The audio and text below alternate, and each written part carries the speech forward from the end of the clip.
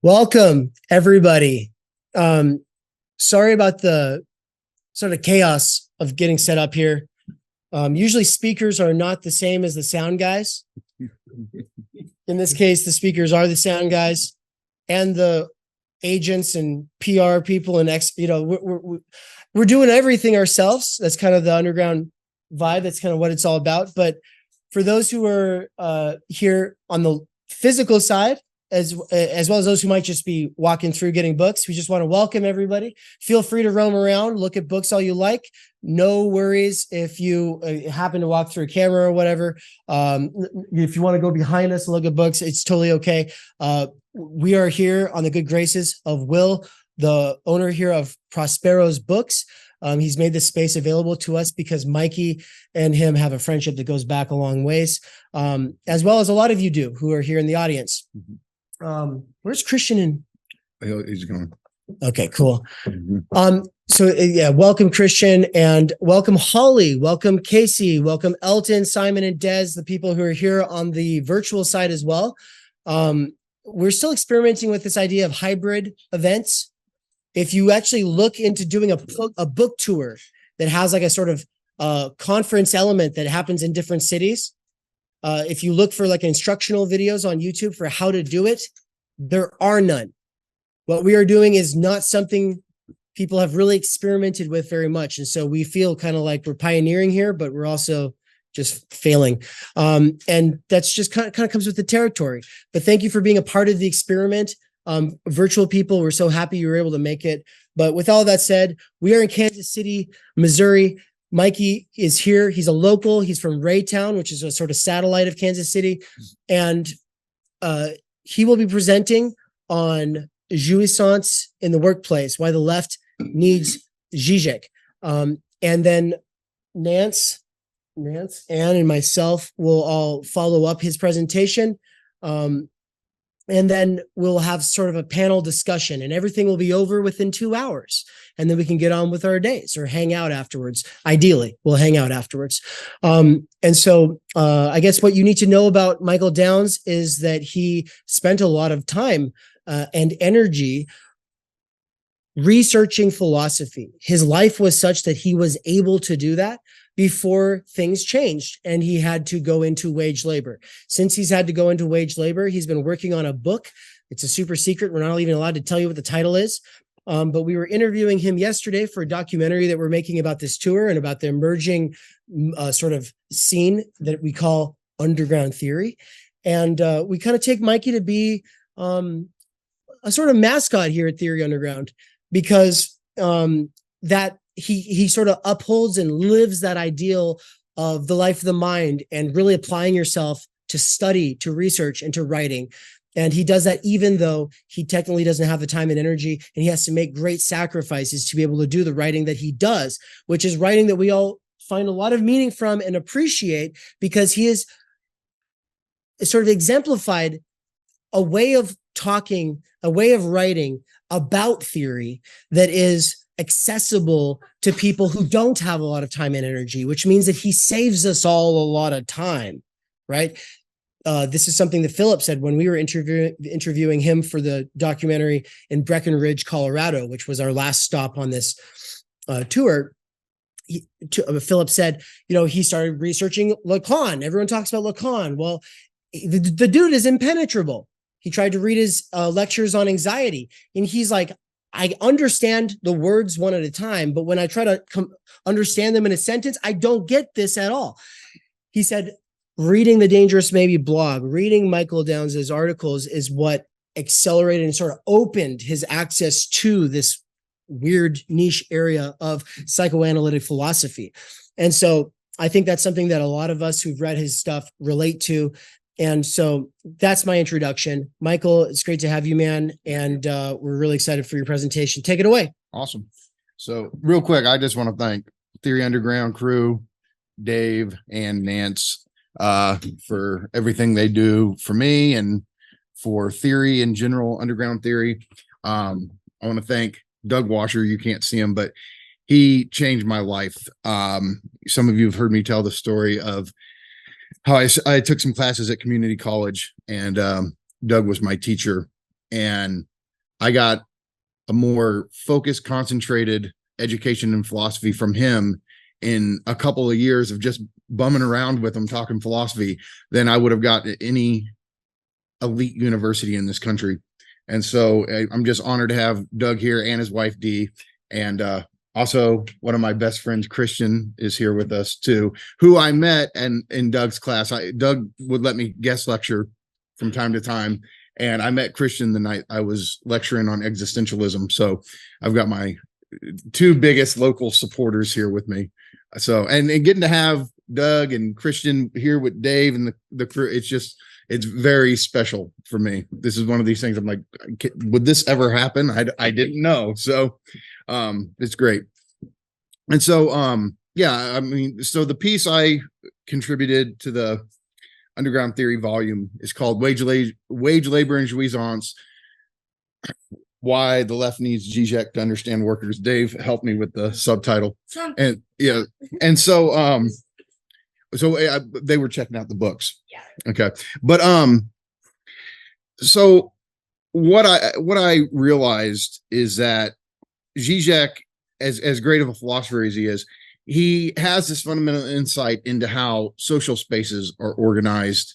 And what we're going to talk about juizens, which we also will just refer to as enjoyment, how it fundamentally structures social spaces, institutions, wage labor, your job, etc.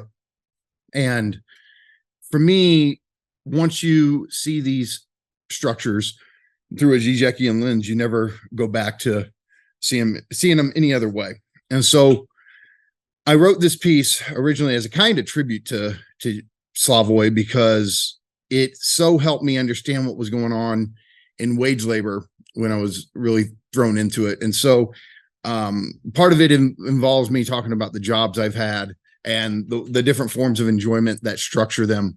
But so, yeah, so why does the left need Slavoj Žižek to understand workers? Well, let's say a couple brief things about Žižek himself. So he's primarily a psychoanalytic thinker who mixes psychoanalysis with Hegel and Hegelian dialectics.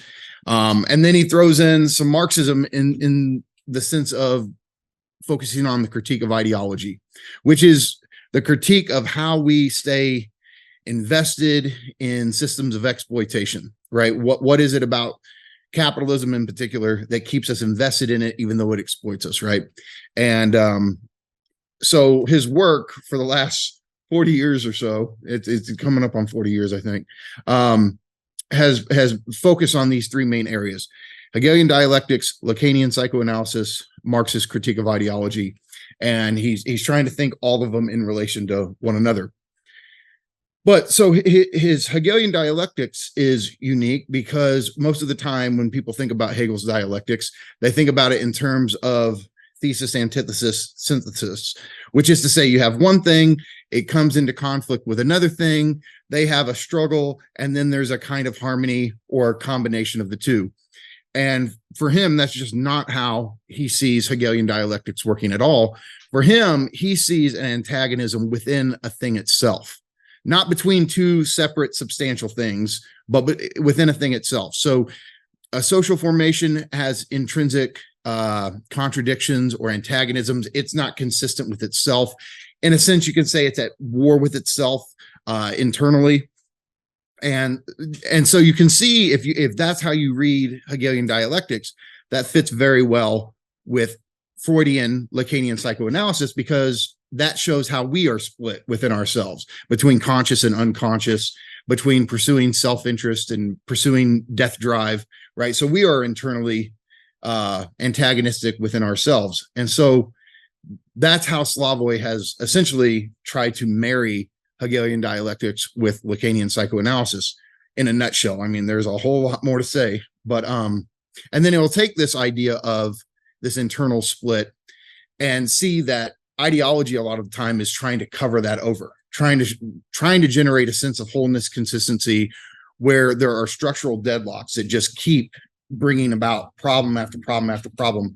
And the issue is, though, those are intrinsic to the system itself, And any attempt to get rid of those structural deadlocks would undermine the system. So if you're going to reproduce the system, you got to cover over those traumatic deadlocks, he would say. So class struggle is one, right? It's a fundamental organizing structure of capitalist society. You're not going to get rid of it. So how do we obfuscate it? How do we sweep it under the rug? And on one level, there's ways that we go about thinking about things. But for Slavoj, and this is his great contribution, is that part of it in a deeper sense is how we go about enjoying the situation. That the real ideological factor, even over and above meaning, is enjoyment, juizens. So that's kind of the three main areas that he's always working with. And so why does the left need Žižek and Todd McGowan and Alenka Zupancic and all of these great Lacanian thinkers to understand workers? It's to understand the role that juizens or enjoyment plays in politics, in ideology, in economics, so on and so forth. So if we're going to talk about this thing called enjoyment or juizens, we have to get clear on it because it's a technical term. We're not using it in, a everyday colloquial sense. So for us in Lacanian psychoanalysis, we make like a very sharp terminological, conceptual difference between pleasure and enjoyment. And that can be confusing because they seem synonymous for most of us. But pleasure has to do with us establishing a state in basically our central nervous system of equilibrium, calm, not being excited, not being overly stimulated. Whereas juizens is the opposite. It's where we want to accelerate our excitement, be overly stimulated. And this is a back and forth within all of us. On the one hand, we have a tendency towards pleasure, towards calm. Think about it, if you're truly worked up, if you're agitated, you can't be as rational as if you're calm, cool, and collected. And so these are these varying states, and it's almost like on a continuum. But there's this is part of our internal struggle between pleasure and enjoyment. And what we find with enjoyment or juizens, it's a French term. Lacan used it. He's the one who really popularized it. And it does have a sexual connotation, but it really just has to do with a sense of over excitation, excess, surplus, abundance. But to the point that it's problematic for you, where it's like you want to get rid of this excitation, but you can't. And you find that the thing that you thought you wanted, if you have it circulating within your nervous system, you're like, okay, that's enough, get rid of it. So we're always in this battle. And so one way that juizens or enjoyment is defined is pleasure and pain. It's something you would find enjoyable, but to the point that it becomes destabilizing, self-destructive, harmful, a burden, and yet you remain hooked on it. You find yourself kind of addicted to it in a certain way. And so what Lacan figured out is that, having a certain social status, having a certain calling is important to people. But what really is our fundamental orienting principle is enjoyment. And so in a lot of ways, the ways that we go about ruining our lives are the meaning of our lives for Lacan. And that we don't want to see this. We always have mechanisms in place to keep us from realizing this. But ultimately, this is what really keeps us hooked on life, is these forms of excess that are self-destructive, destabilizing, and so on. And so, Lacan talks about juizens as it starts with a tickle and ends in a blaze of petrol, because it's like, it starts off something so small and then it can just explode into a raging fire in your life. Like road rage. Exactly. Like you start with some basic annoyance on the road. And if somebody acts like an accelerant, accelerates it, and then it's like a positive feedback, and it can get out of control real fast. That's why you want to talk about positive feedback. Well, part of it. Yeah. Because Lacan and them, Lacan in seminar 1 and 2, I think he's into cybernetics. I need to go back now and see, but the way I would view it in cybernetic terms is that pleasure principle involves a negative feedback loop, which is geared towards homeostasis, equilibrium, and juizens is a positive feedback loop where it's just exponential to the point that it gets out of control and train runs off the track. But the point is, and this is something Todd McGowan's really great at articulating, is that what you have is that pleasure and juizens, they're not two separate types of intensities in our body. It's a dialectical thing where, like, if you build up juizens to a certain point, part of you's trying to return to pleasure, to homeostasis. And if you have that, though, you're bored and it's uninteresting, so you want to build it back up again. And so this is this unconscious dynamic at work in us that we're usually not aware of. And whenever we do have actual juizens in our body, Lacan always talks about juizens as the juizens of the body. So it's something our central nervous system does. He's clear on that in Seminar 7. And so when you have it, you don't want it. When you don't have it, you want it. And this is part of the problem of desire for us, is that desire always wants what it can't have. When it gets it, it doesn't want it, wants something else. And so it's just a constant antagonistic struggle within us, between our enjoyment and our pleasure. Okay, so that's what Žižek brings to the table, though, is that traditionally ideology had always been thought of in terms of meaning. And this goes back to Marx. You find this in Althusser, where the problem of ideology has to do with bad representation, false consciousness, misunderstandings. And so it's the idea, okay, well, wage labor involves structural exploitation, but if we turn it into viewing it as, well, it's a free person-to-person consent, you don't have to work here, they don't have to hire you, so if you come into an agreement, there's a contract. And so, and so you can do that, and that's part of it. It is this thing with meaning. But for Žižek, he goes, yeah, that's happening, but there's this other element, which is the enjoyment factor, how our libidinal economies, as we call it, get hooked on certain aspects of our situation that are, again, self-destructive. And so that's what Žižek's work primarily does. I mean, his classic work on ideology is called The Sublime Object of Ideology, but an alternate title could have just been The Enjoyment of Ideology. And so that's what he was doing. And so throughout his ideological analyses in the book, he discovers that one key aspect of ideology is scapegoating, where if you find that things are going bad for you, if you find that you're not able to live a certain standard of living anymore or whatever, one of the ideological mechanisms is to get you from focusing on the structure of the system is to find a scapegoat, that an ethnic minority, certain minority group, they're the problem, they're the issue. And that's the ideological element there, is that it obfuscates whatever structural dynamics are going on in society. And so, yeah, like if you blame a scapegoat, it gets society itself off the hook. And so you see this time and time again.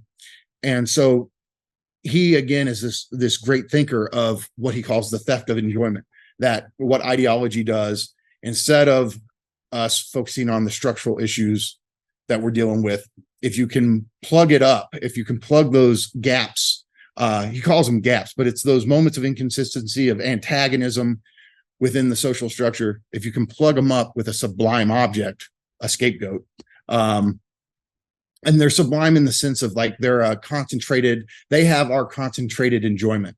They have our sublime enjoyment in them. They've stolen it from us. And that's the ideological mechanism of scapegoating. So he was great at thinking about that.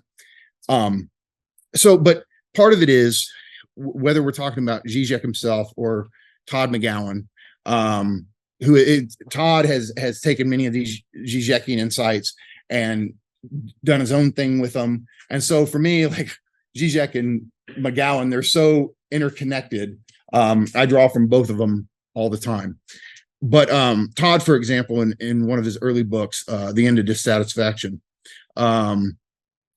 he talks about one of Marx's fundamental presuppositions that's flawed. So Marx, in his analysis of Capital, is taking Adam Smith and David Ricardo at their word.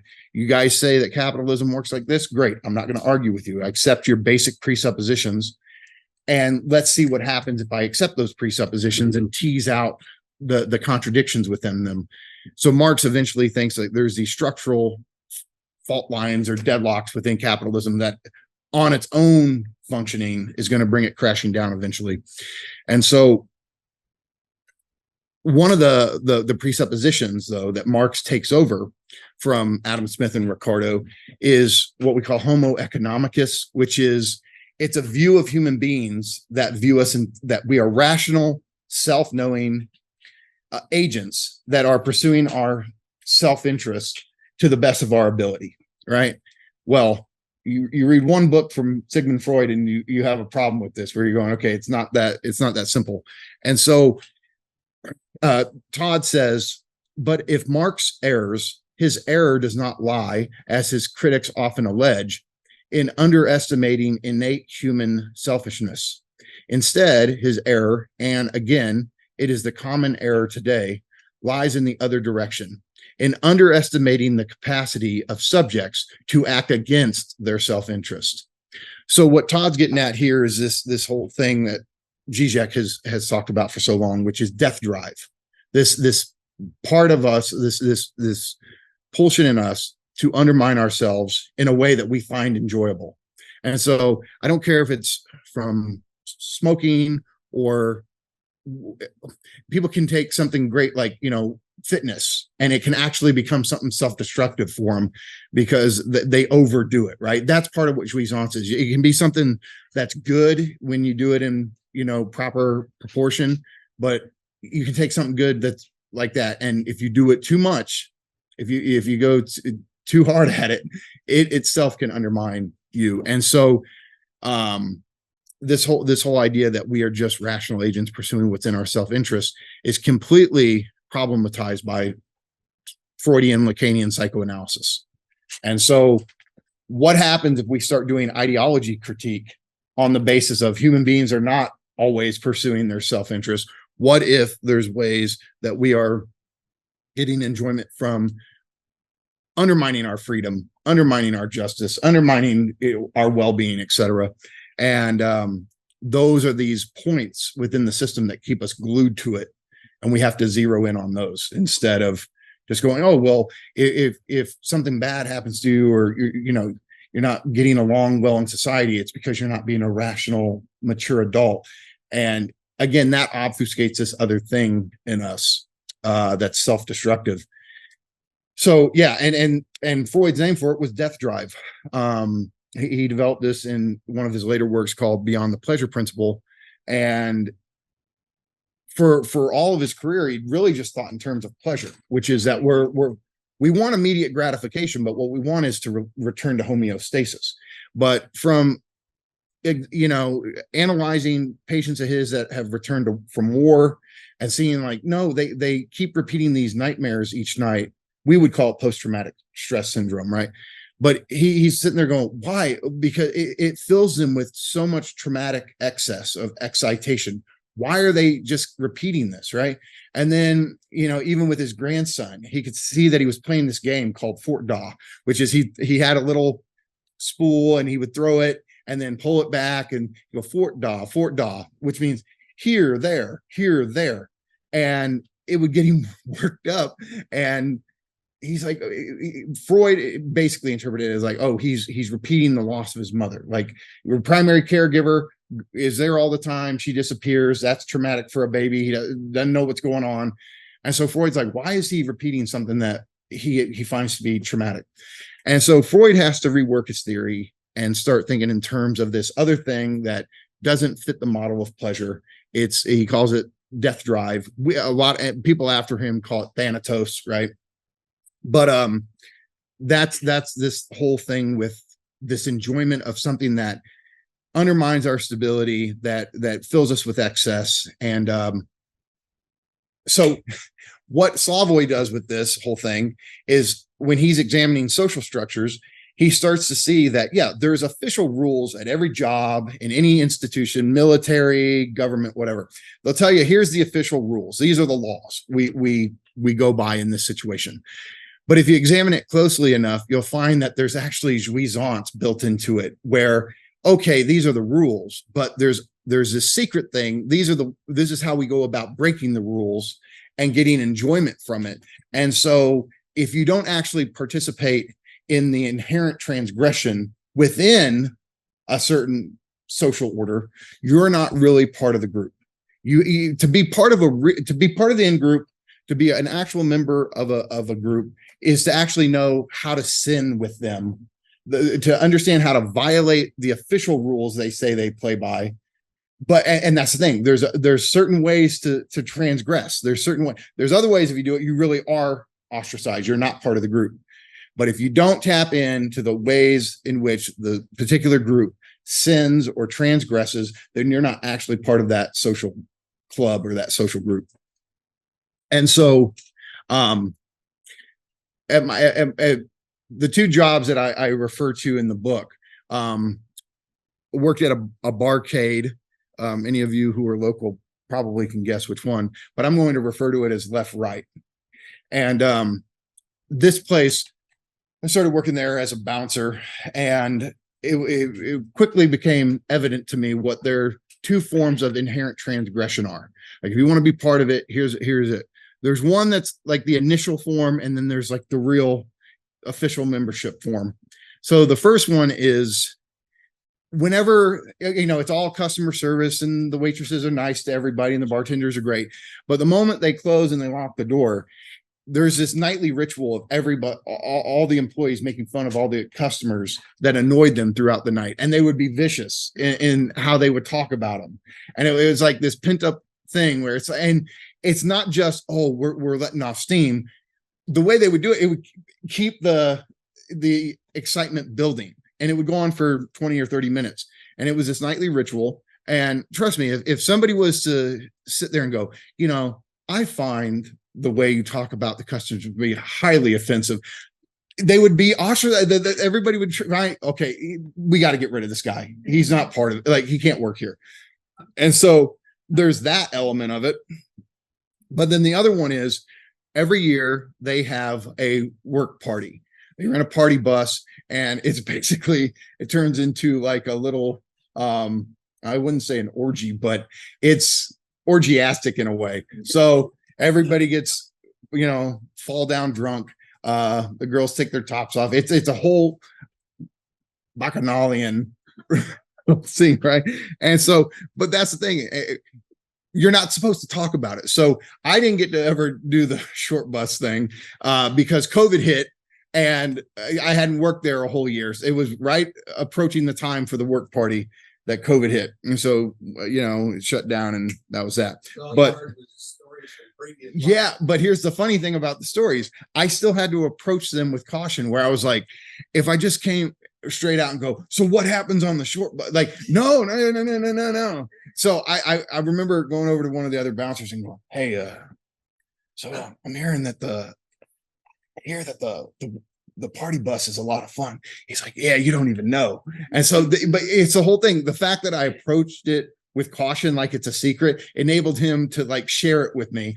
And it signaled to him, oh, he's part of the group because he's keeping it on the low. Right. So there's all of these dynamics at work when it comes to the jouissance, the enjoyment that's circulating throughout the workplace. Right.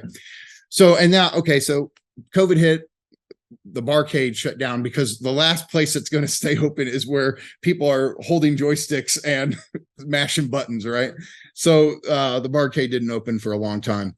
So I went and started working in a warehouse, and totally different types of people work at a warehouse as opposed to a very popular, trendy downtown Barcade. Right. So it's a different type of inherent transgression in the warehouse. There, it almost verges on abusive ball breaking, where it's not like, first off, you have to be willing to do self-deprecation where you joke about yourself, but you also have to be willing to, take it as much as they give. And it's this exchange of just constant making fun of each other. And this was not like at the Barcade. And anybody who comes, and here's the thing, right?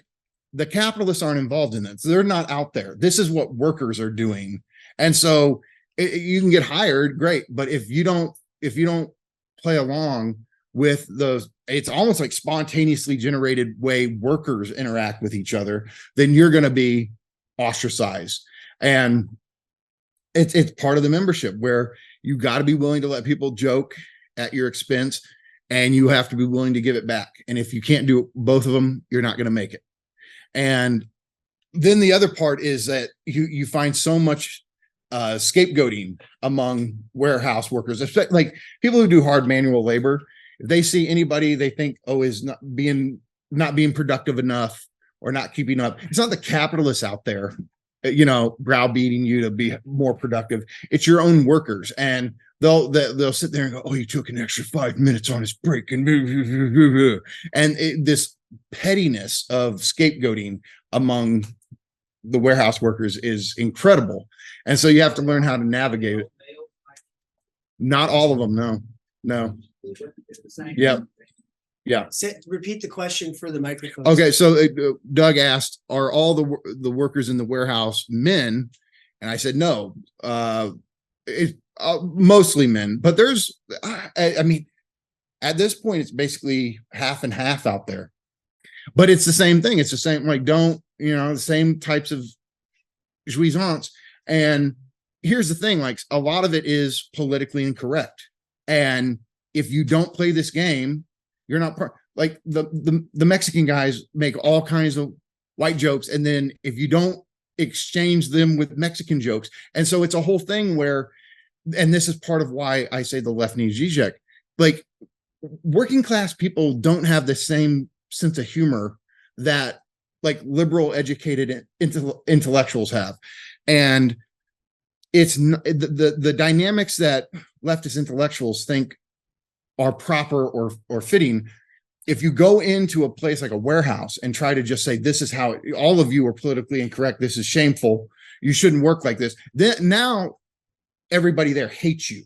Yeah, they fucking hate you, because this juizens, even though it's a burden and it's almost like a ritual, it's almost like labor on top of labor. Like if I don't play the specific game of inherent transgression here, I'm ostracized or whatever. So yeah, you have to pull orders, but you also have to break balls, and you have to do both. But if you don't do it, it's worse for you. And so if somebody comes in there and says, this is totally inappropriate and blah, blah, blah, you got to stop this joking, they'll hate you, because this type of ball breaking juizens is actually what speeds up the day, gets us, it's fun for everybody, even though it's obscene, right? And so I at first was offended by it, honestly. I'm sitting there going, I can't believe how these fuckers talk to each other. But I started to realize, like, oh, yeah, but this is why this kind of group of people will not listen to politically correct intellectuals tell them how to be moral. They're sitting there going, we're breaking our fucking bodies doing this kind of work every day, day in, day out, breaking our backs. And then you're going to come tell us how to be politically correct and how to interact. We're all interacting fine. We come here every day, we get along. And even though we joke at each other's expense, we get through the day, we get the job done. So don't fucking come in here and police us and tell us how to joke with each other. And that's where there's just this strong disconnect. And so if people are like, we want to organize workers, okay, but you have to meet them where they're at.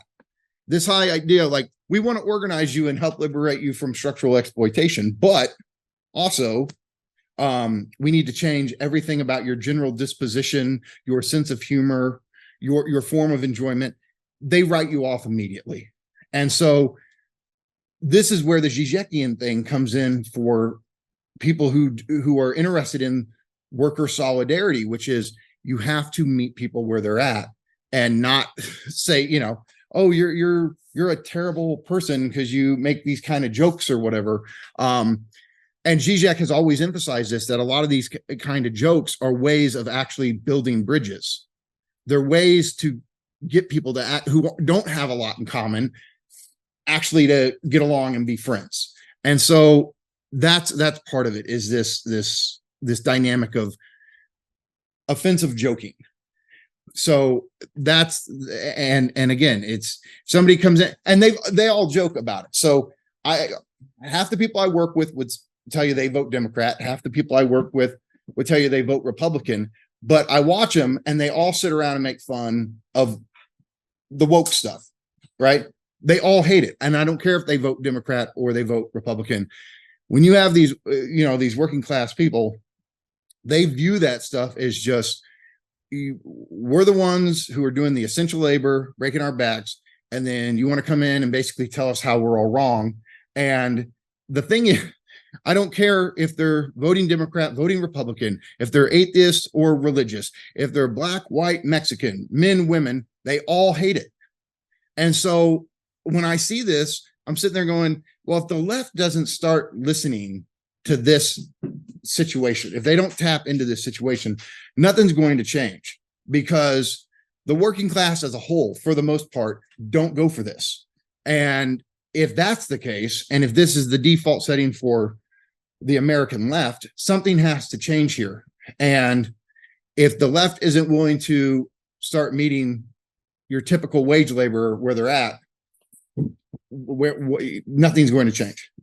You want to say? Yeah, I was going to say, would you say that it's like a kind of juizens death drive inherent contradiction that like leftist puritanism, like it's like very new, alienates the very workers that they want solidarity with? Like, so that itself seems like it's great. No, it's a great point. And so Todd McGowan has a whole section in his book, Enjoyment, Right and Left, where he's talking about the superego. Now, the superego typically comes off as like, oh, it's our moral conscience. That's if you read Freud, that's kind of how it seems to be. But Lacan's the one who's like, no, the superego is what commands us to enjoy.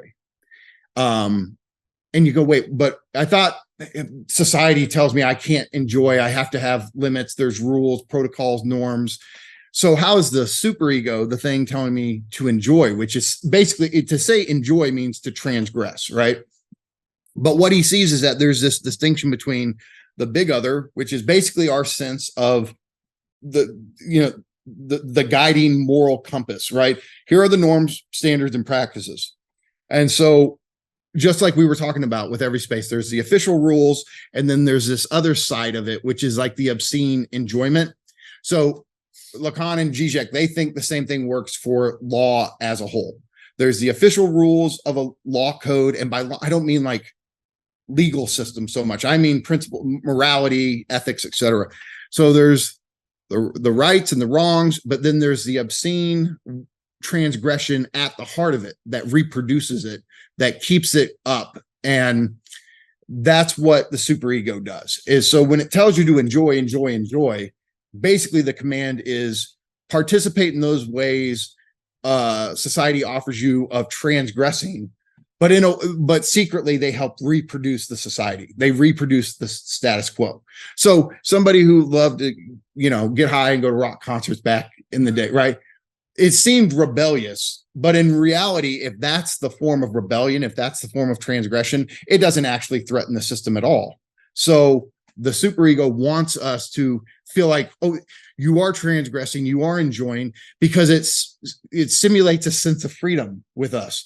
Oh, see, I go and I get high, or I gamble, or there's all kinds of ways, right? But if you feel like you're enjoying yourself and you're not locked in, it creates a sense of space from the official rules, which is a space of freedom. But for Žižek, this is ideology at its purest, right? Because we're not really transgressing in a way that threatens the law. And so the same thing goes at our jobs. And so to bring it back to Todd McGowan, so that's what Todd sees, is that different social formations have different forms of enjoyment, and the left's form of enjoyment is this superegoic thing of just going enjoy. But the other aspect of the superego is it bombards us. Get it right. Always get it right. Always be perfect. Always be happy, right? Always don't be a problem. Live your best life. YOLO, right? Because the point is, if you're not happy, then it's trying to put the problem on you into personal responsibility. You should make better life choices. And it keeps all the attention off, again, of the social structure. And so that's what the superego on the left does, though. It's a moralizing puritanism. You're not pure enough. You didn't get it right. You didn't get it right. Purge, purge, purge, purge, purge. And it doesn't matter if it was in Stalinism or, the online Twitter left, right? The point is, you see the same form of enjoyment, which is you're not pure. You're not living up to the leftist ideal. You got to be gulagged. You got to be purged. You got to be blocked, right? One's not as physically violent as the other, but it's the same form of enjoyment it's the go away. You're not welcomed here form of enjoyment. And that's how Todd sees the left working is it's super egoic moralism. And so, I mean, he's right where you are, but it's funny, like the workers in the warehouse, they've even joked, they're like, let's hope we never get one of the woke types in here. And here's the thing, again, this has nothing to do with the capitalists. The capitalists aren't setting this up. The workers do this. And so they're the ones who are like, I don't want somebody with that mindset coming in here and stealing our juizens, making things more difficult on us than they already are. And so again, or if they can't get a joke, right? That's that's kind of the assumption. Yeah. Oh, they can't get that person would come in here, but they don't understand our norms for joking. Exactly. And that's the thing. And again, I stress it. Some of them are Democrats, some are Republicans, some are atheists, some are Christians, men, women, some are gay, some are straight. They don't want that shit coming in, though, and messing up the dynamic. And so this is where I'm saying there's something out of touch with the working class, where you can have a whole group of diversified people, and yet the one thing they don't want is that coming in and fucking up the dynamic. And so, but again, if leftists don't get tapped into that reality, then how do they think they're going to actually effectively do anything to better it or change it? Well, that's the central irony is that like one of the leftists want to be like a person who would be like a really in this new left would say that like one of their primary concerns is like worker solidarity, and, like unionization, and like it's that kind of like that their very disposition undermines it, and they have to know, right? It has to be a part of that enjoyment structure. Well, I'm alien, like I am being self-destructive. I'm undermining my own purpose through this, like. Yeah, I mean, here's the thing. The issue is that I'm actually I'm a supporter of activism. Activists have done great things, right? But at this point, your typical blue collar wage labor links activism to woke hyper moralism. And so when they say woke, they're like, we don't want activist types is what they're talking about, right? They don't trust them. They think they'll just make everything worse. And for me, that's a problem that needs to be solved, right? Not just we double down on, no, we're just going to keep doubling down on our stance on how to police workers or tell them what to do, and then wonder why nothing gets better or why they're not receptive to it. Like the news is the left has to change. The workers aren't going to. You're going to have to modify your strategies.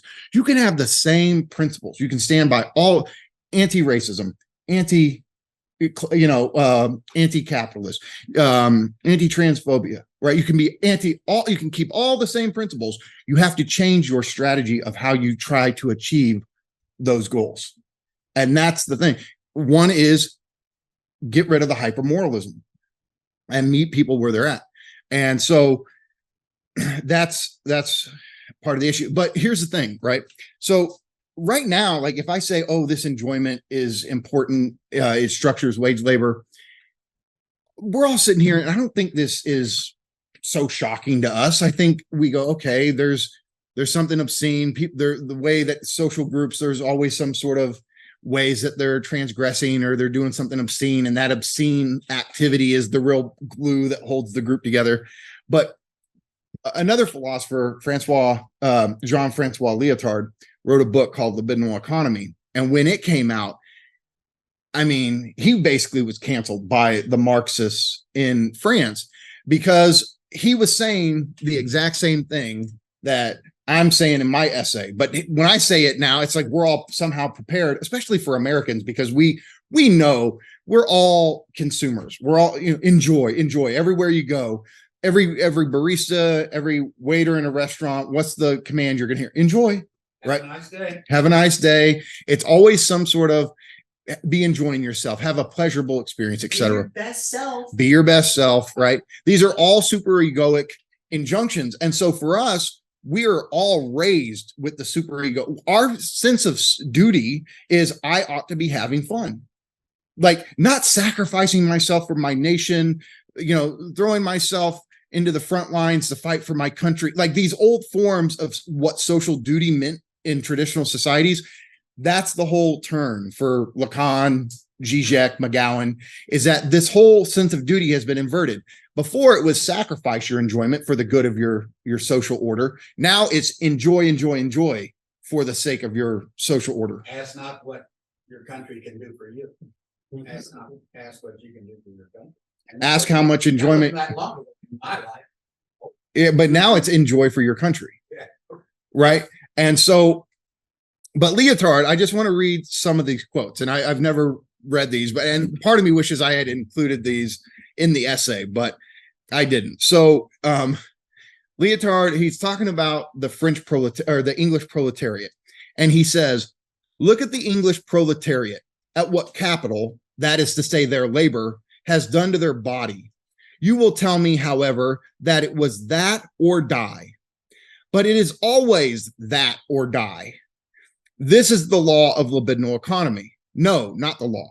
This is its provisional, very provisional definition in the form of the cry of intensities of desire. That or die, i.e. that and dying from it. So he thinks that this choice that we have, like you're either going to have a job or you're going to go die and be in poverty or what. It's maybe not a physical death yet, but it'll go there. He's saying when you're faced with this, that what happens is that there's a kind of, it spins together where the thing that you feel is the worst thing, like, oh, should I do this or should I just die? That very thing, though, involves a form of death drive, a form of enjoyment that even though it destroys your life, you get hooked on it. And so he's starting to see, even right here, how the thing that you don't want to have to choose is actually going to be a form of jouissance for you in the long run. And so he says, let's see, perhaps you believe that or die is an alternative. He's saying it's not really an alternative, it's combined. And that if they choose that, if they believe, if they become the slave of the machine of the machine, fucked by it, 8 hours, 12 hours a day, year after year, it is because they are forced into it, constrained, because they cling to life. Death is not an alternative to it. It is part of it. It attests to the fact that there is jouissance in it. The English unemployed did not become workers to survive. They, hang on tight and spit on me, enjoyed the hysterical, masochistic, whatever exhaustion it was of hanging on in the mines, in the foundries, in the factories, in hell. They enjoyed it, enjoyed the mad destruction of their organic body, which was indeed imposed upon them. They enjoyed the decomposition of their personal identity, the identity that the peasant tradition had constructed for them, enjoyed the dissolution of their families and villages, and enjoyed the new monstrous anonymity of the suburbs and the pubs in the morning and evening.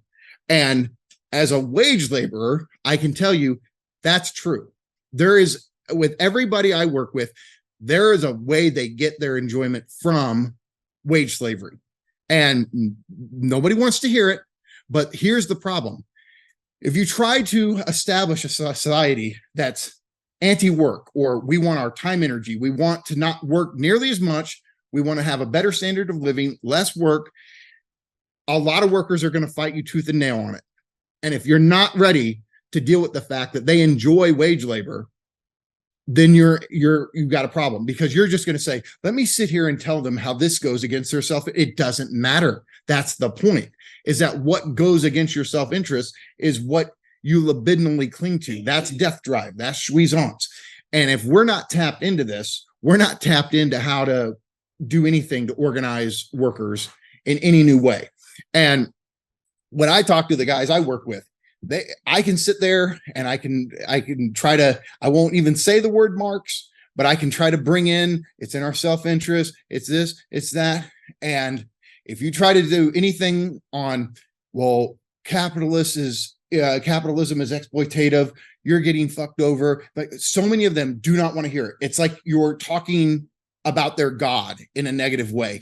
And that's the issue. And so if you come at it with typical leftist talking points, or if you bring in the names, if you say anything about Marx or Lenin or anything, all of this, the hammer and sickle, the yellow and red, you can't bring this into the situation, at least not in America. And if there's any chance of organizing labor, organizing workers, it's going to be in having nothing to do with the old aesthetics, having nothing to do with the old rhetorical strategies. It's going to take a revolution in how we talk about this stuff. And we can still have the same values we all want, but we can approach it in a different way. And that's part of like what I'm trying to say with this whole thing of, if you learn your way around with how juizens works, enables you to see that different strategies have to be brought in if we want to change things. And so instead of just informing workers, XYZ, here's the situation. Now let's collectivize, let's form a union. Now they have to be seduced away from capital. There's an art of seduction here. And this is the whole phantasmatic thing that psychoanalysis gets us.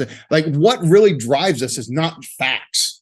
And, more and more facts don't matter to people. And it's rhetoric, it's seduction.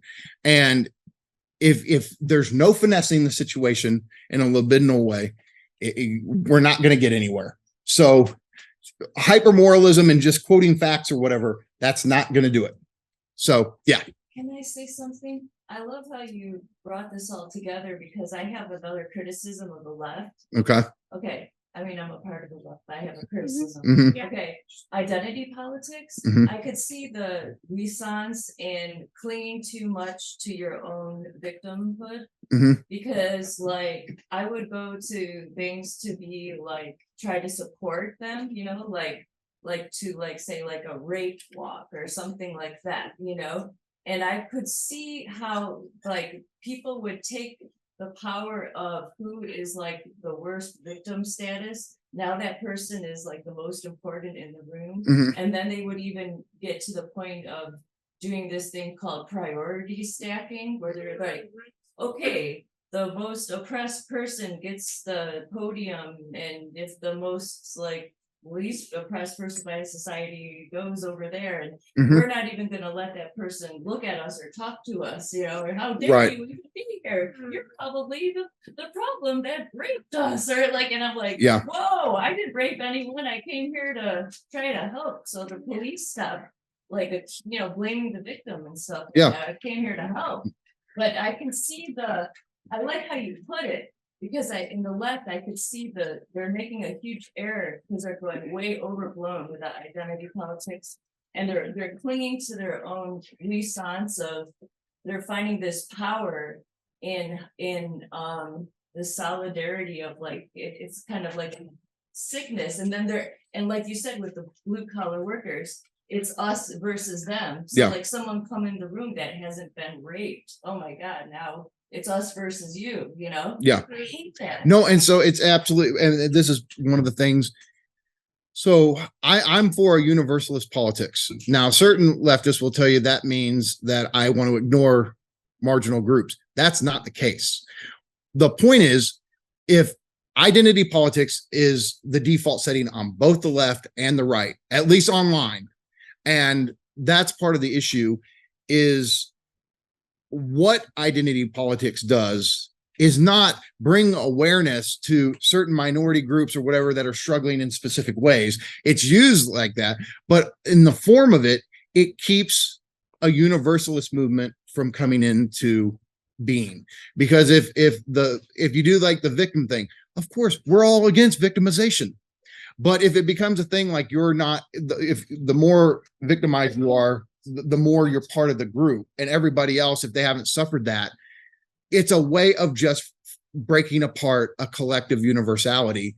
And it also backfires, because in doing it that way, you generate resentment and anger towards the minority group you want to help.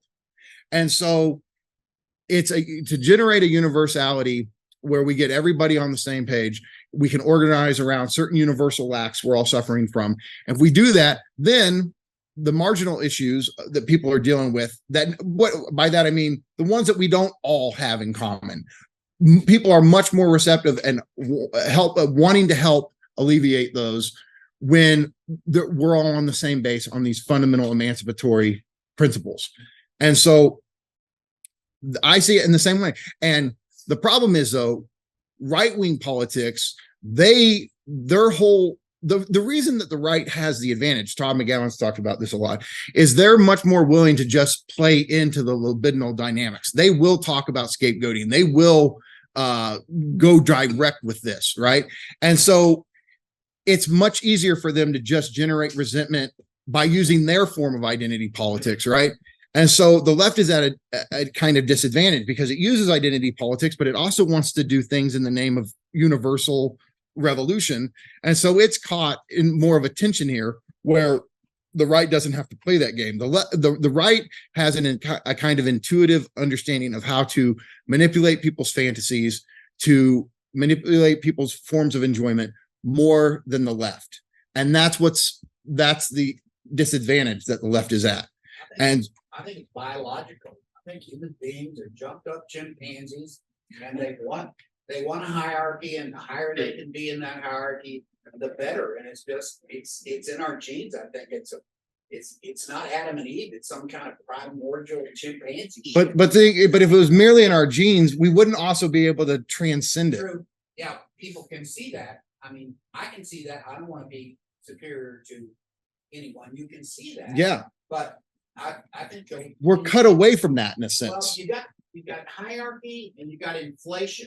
And anytime you can promote inflation and make people feel bigger than they are, more important than they are, and that is a strategy right there. I mean, that's the root of racism.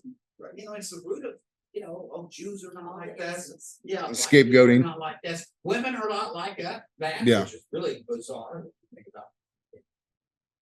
But the way that my thing is, I think the way you start to break that appeal down is through universal lack. Like, what are we all suffering from? None of us have good enough economic stability. So many people feel like they don't have a future. To talk like Mark Fisher, so many of us feel like our future has been canceled, that we don't know how we're going to survive when we're old. We don't know what we're going to do with ourselves. So this universal sense that cuts across all races, genders, creeds of especially with younger people, right? That they all feel that their futures have been canceled. They don't have nearly enough time and energy to devote to the things that they want to be passionate about, right? Their whole lives are bullshit wage labor jobs that are soul crushing and make you want to die. And you get off work and then what? You drink a little bit, you play video games or whatever, and then you repeat, and that's your life. And you still don't have enough.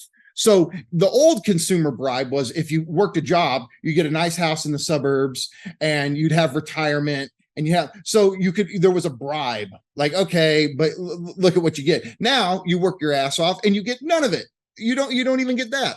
And that just goes back to industrial times, though, when people worked almost from cradle to grave, and they never got anything. Yeah. There was just one little blip in time when people got the house in the suburbs. Right. And now, it's gone. And you find out very, very, I think millennials and Zoomers were the generations that go, oh, capital doesn't give a shit.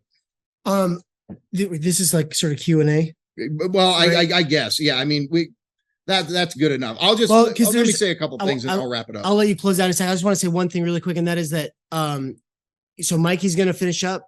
I'll present, then it's going to go Nance and then Ann. Our presentations are a lot shorter than Mikey's. He's kind of our keynote, but he's up front because he sets us up to be able to talk about juizens in a way where we don't have to re-explain everything, right? But then there's going to be sort of a panel conversation with the four of us. And at that point, we'll have the mics set up here so that the people on the Zoom side are able to hear you all. Because right now, it's debatable whether they're able to actually hear the audience. So we're going to have 2 mics in a second, and then it'll be a lot easier. But how about you? Yeah. Okay, I'll just wrap up. Okay, so I'll just say that what Zizek's thinking has done for me is tap me into these various ways that the left needs to restructure itself discursively, at the level of attitude, at the level of disposition, in order to actually get some effective change going. And part of it is, look, being critical of our society, to me, is the sign of you being a caring citizen. Like, it's the sign of you caring about your society, right? But so many people are walking around, they have these fundamental fantasies in their head. And for us, this isn't just, this is a key structure of who we are. Fundamental fantasies are our basic way of informing ourselves, at least at an unconscious level, what I need to do in order to be desired by other people, to be accepted, to be embraced, right?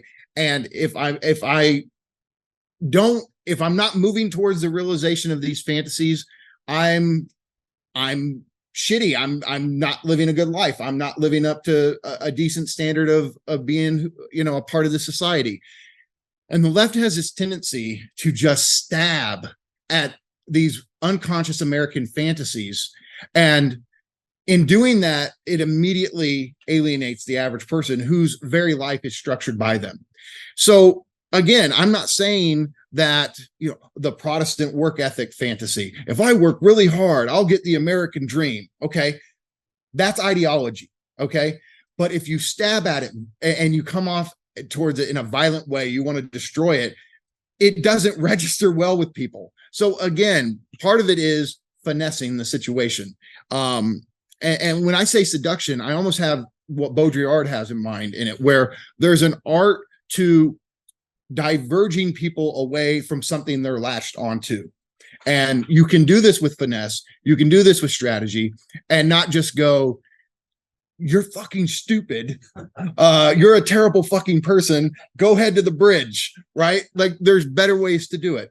And so this is what all of this this stuff with Žižek gets us to, and we're trying to alleviate this burden of always feeling like we have to be happy, we have to be positive.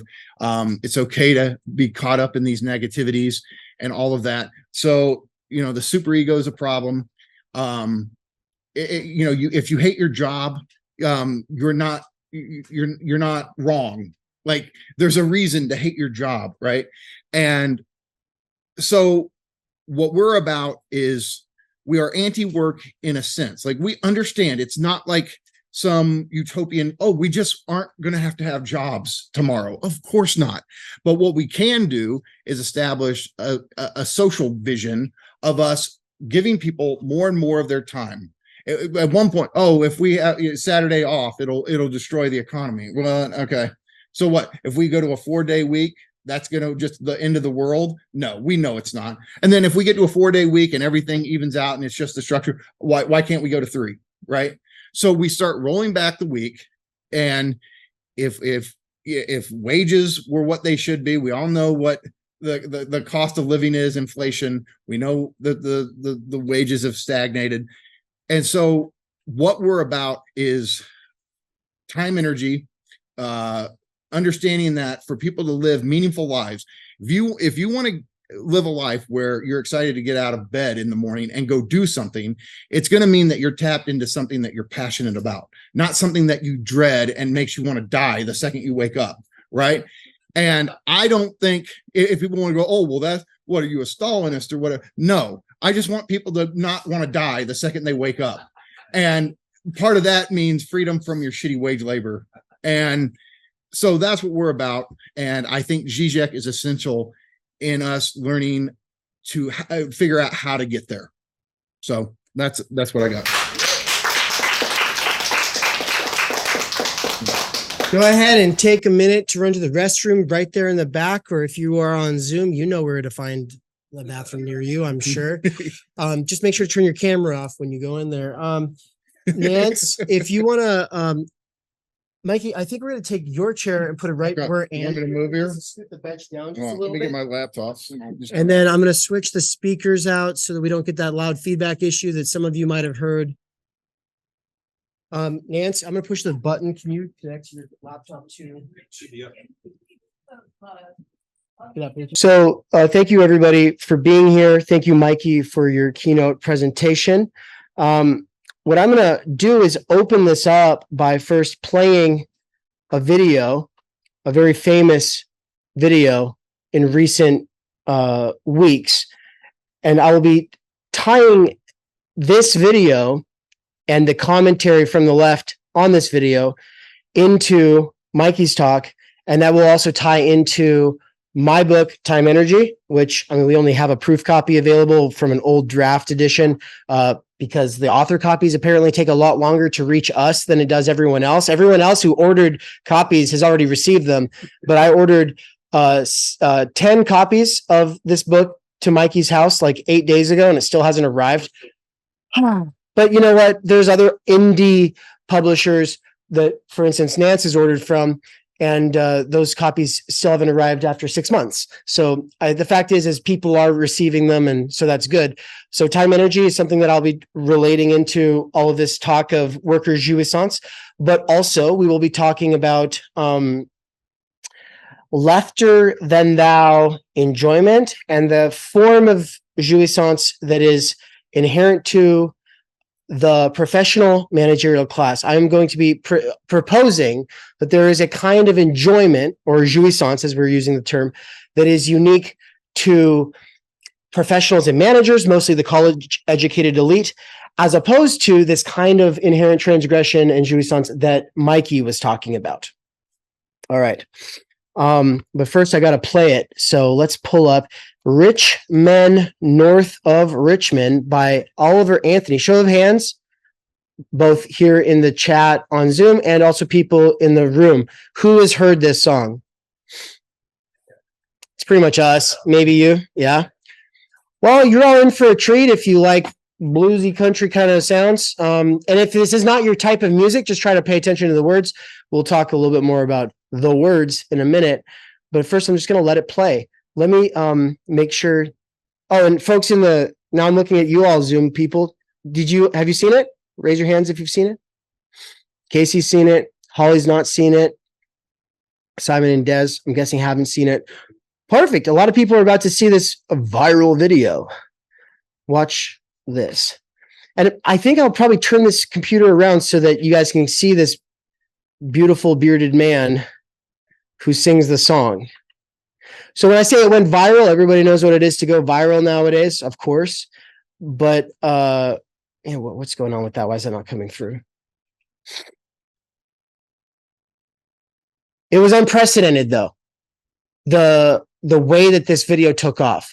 Everyone was talking about it all of a sudden.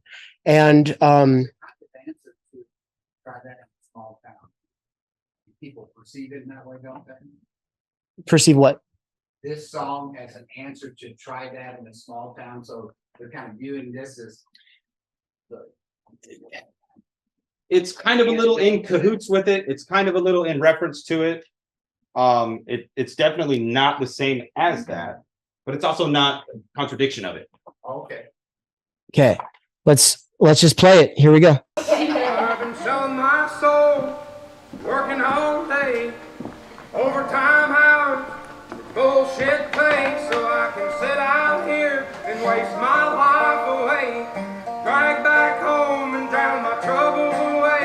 It's a damn shame what the world's gotten to for people like me, people like you. Wish I could just wake up and it not be true, but it is. Oh, it is living in the new world with an whole soul. These rich men north of Richmond, Lord knows it all, just wanna have total control. Wanna know what you think, wanna know what you do, and they don't think you know, but I know that you do. 'Cause your dollar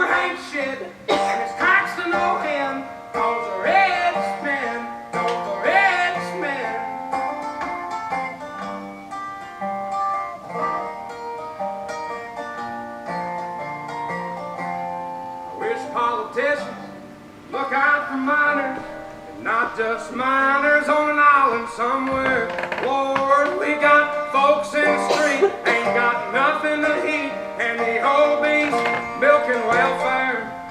God, if you're 5'3" and you're 300 pounds, taxes ought not to pay for your banks of fudge rounds. Young men are putting themselves 6 feet in the ground, 'cause all this damn country does is keep on kicking them down.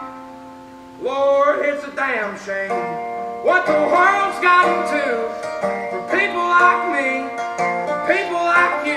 Wish I could just wake up and it not be true, but it is.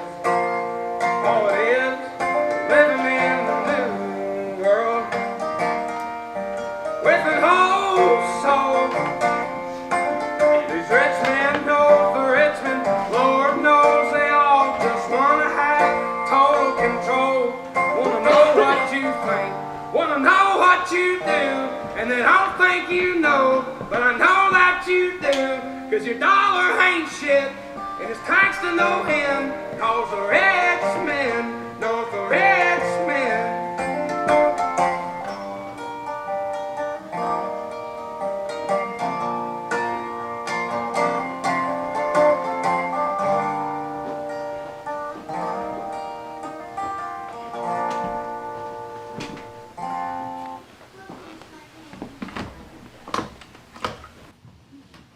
Thank you, Nance. I think I'm back. I think everyone should be able to hear me now. Can everybody on the Zoom side hear me? All right, fantastic. That's a yes. So this video went viral. My mom is a farmer, and she's always kind of seen herself as like a pioneer woman, a woman of the, frontier, the kind of person who wants to work with her hands and the sweat of her brow, and she's got that good Protestant work ethic, as Weber talked about, right? And so this really struck a chord with her, right? And so she was like, Dave, have you listened to that Oliver Anthony song? Have you listened to Richmond, North of Richmond? I was like, no. And I didn't want to, because I saw that everyone else was talking about it. And I just hate that pressure to feel like I need to try to keep up with whatever everybody's talking about, right? And so whenever this happens, where people, hey Dave, have you seen this? Have you seen this? I just, no, I'm not gonna, right? But eventually, I kept hearing about it. So when I first heard about it was, hey, there's this video that was making the rounds on TikTok and YouTube, and now everybody's talking about it, and basically it's about the rich men north of Richmond. And I remember thinking, cool. So the dude doesn't like the rich men. Great. I probably sympathize. I don't know, but I don't care. But then I found out something really interesting, and that was that a couple of days after this song went viral, there was the first presidential debate for the Republican primary, right? And in this presidential debate for the Republican primary, there's a bunch of candidates, and they start referencing this song like, oh, we represent the interests of this Oliver Anthony guy, right? Because the rich men north of there's that line in the song. And say who's the Richmond north of Richmond, just in case somebody doesn't know the geography. Politicians. Yeah, The politicians. Washington. Well, yeah, Washington, right? It's about politicians, right? And so, of course, the Republicans have always tried to, kind of claim, well, we're on this side of the little guy because we don't want the little guy to get taxed. Of course, they don't want the big guy to get taxed either. And they want you to think, and they want the little guy to think, that little guy's interests and taxes are somehow relatable to the big guy's interests and taxes, right? This is why the old left had a term used, which was petty bourgeois.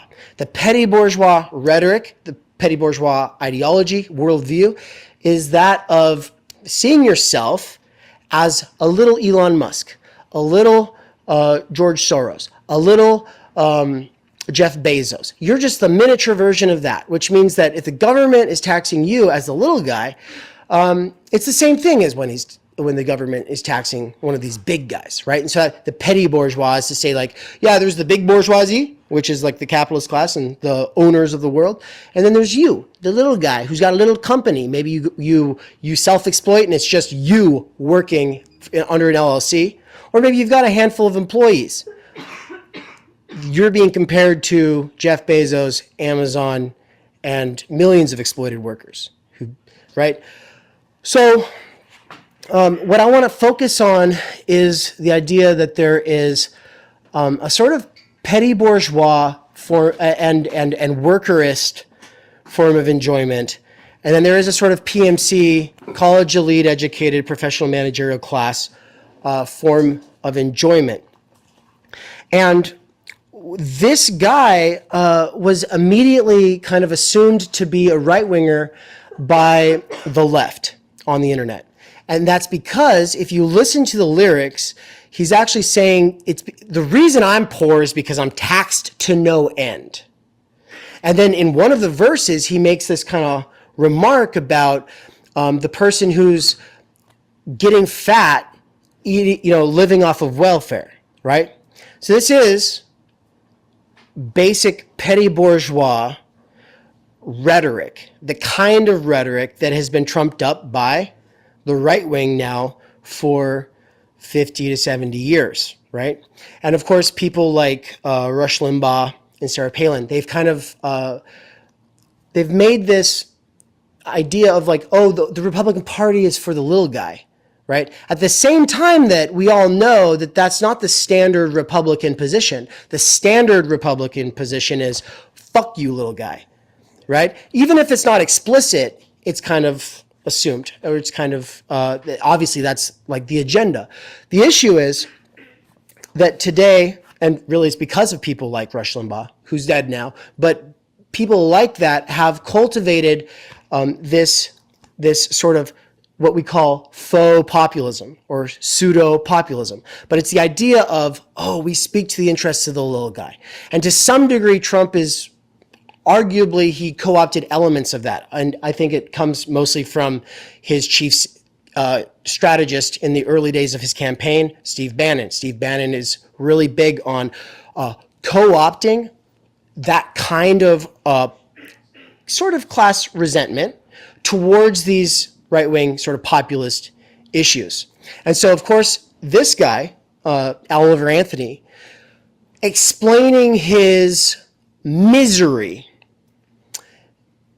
falls into this mode of interpretation or explanation of his situation by attributing his misery, his poverty to the rich men, but also the welfare parasite. That idea is one that has been around for a long time.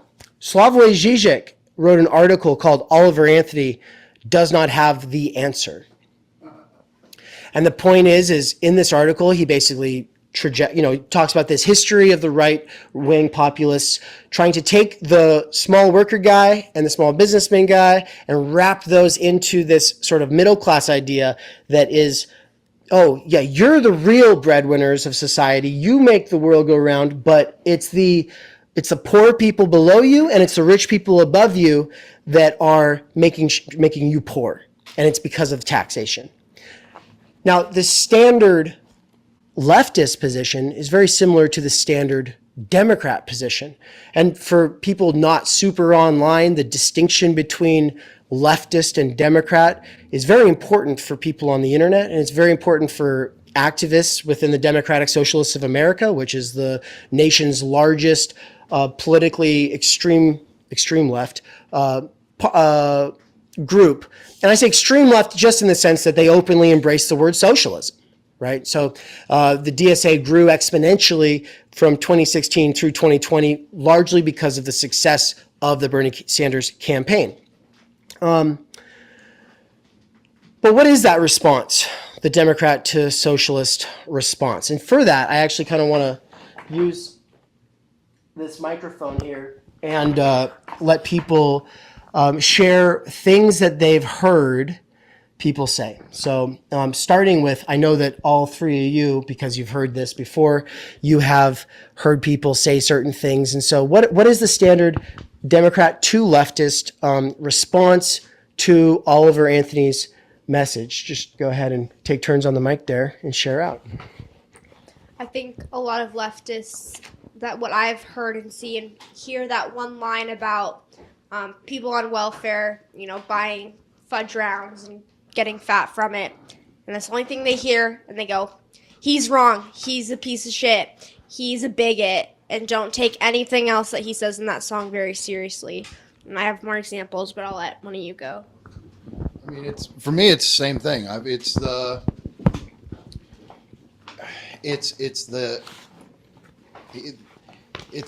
scapegoat element of fat people that they don't like.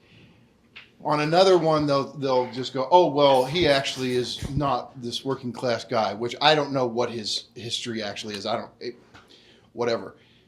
But it's more of, they see it as, I've seen some call it a psyop. For me, it's a guy who, to the best of my knowledge, is a working class guy, and he's expressing his frustrations with his situation.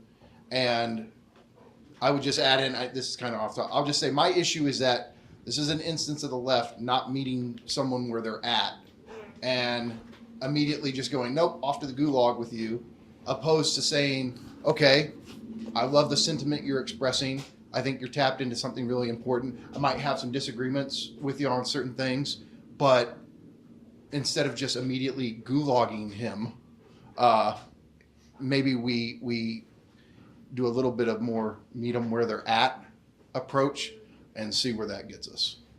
How about you, Nance? Yeah, I mean, I've heard people say that he's talking about the capital of the Confederacy because that was Richmond, and so for whatever reason, I don't know. And frankly, I don't care if he was or not, because they're throwing the baby out with the bathwater, because he is expressing some truths there, and so they just want to totalize it because he doesn't fit into the pre-approved box. And so, yeah, they just say, oh, he's a fascist, or he's a psyop, or let's focus on this body shaming element, and let's completely disregard the fact that he's expressing working class sentiments. Perfect. Yeah, that's good, guys. That's basically covers the spectrum. And if you doubt what I'm saying, the most famous liberal to leftist spokespeople of the media spectacle today on the internet are people like Hassan Piker, Vosh, the Serfs, and or we got some Kansas City locals, Zach and Gavin from the Vanguard. These channels get anywhere between 500 to 12,000 people watching at a time. Sometimes when Vosh is streaming, he's got 42,000 people tuning in live. That doesn't even speak to the hundreds of thousands who watch it once it's over, once the video is released to the public. And so you might go, well, yeah, but who are those people really? They're just internet people. Well, they're the internet people that the organizers, activists, and a lot of people at the university today tune into. So we really do have to kind of work with what we've got.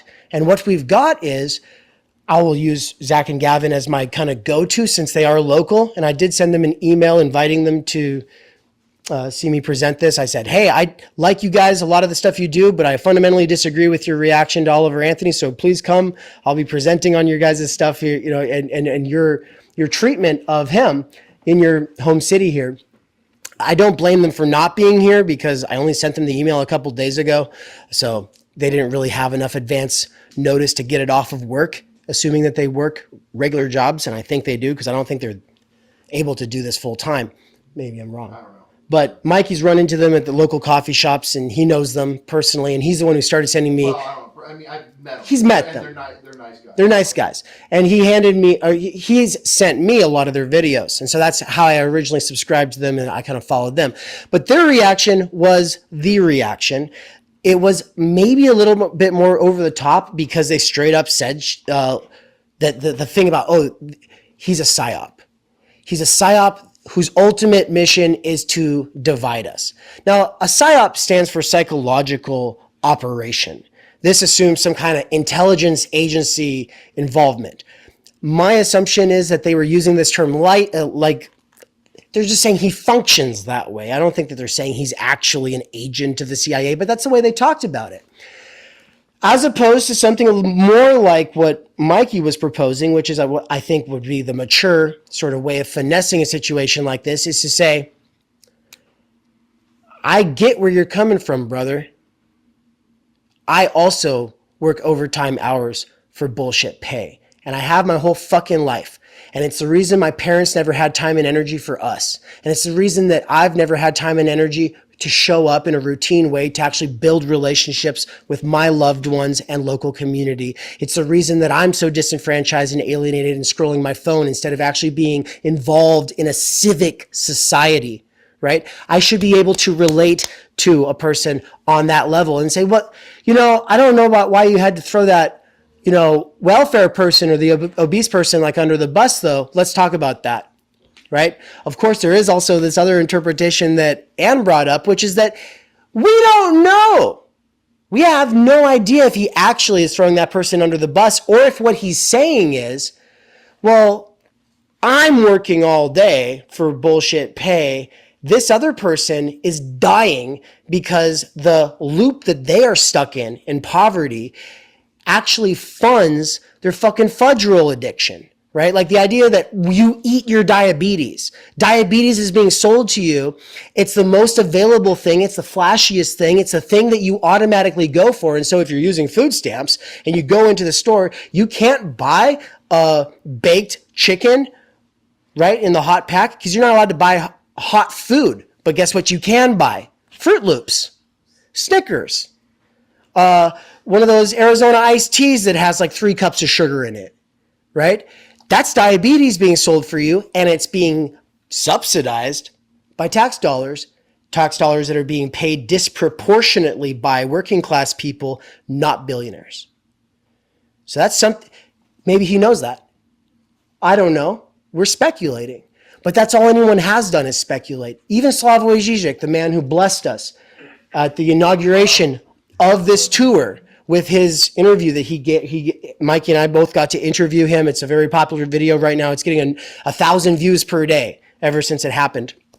Slavoj Žižek's article does a lot of speculating on this guy. Speculates that the reason he says, I wish that they would focus on minors instead of minors on an island somewhere.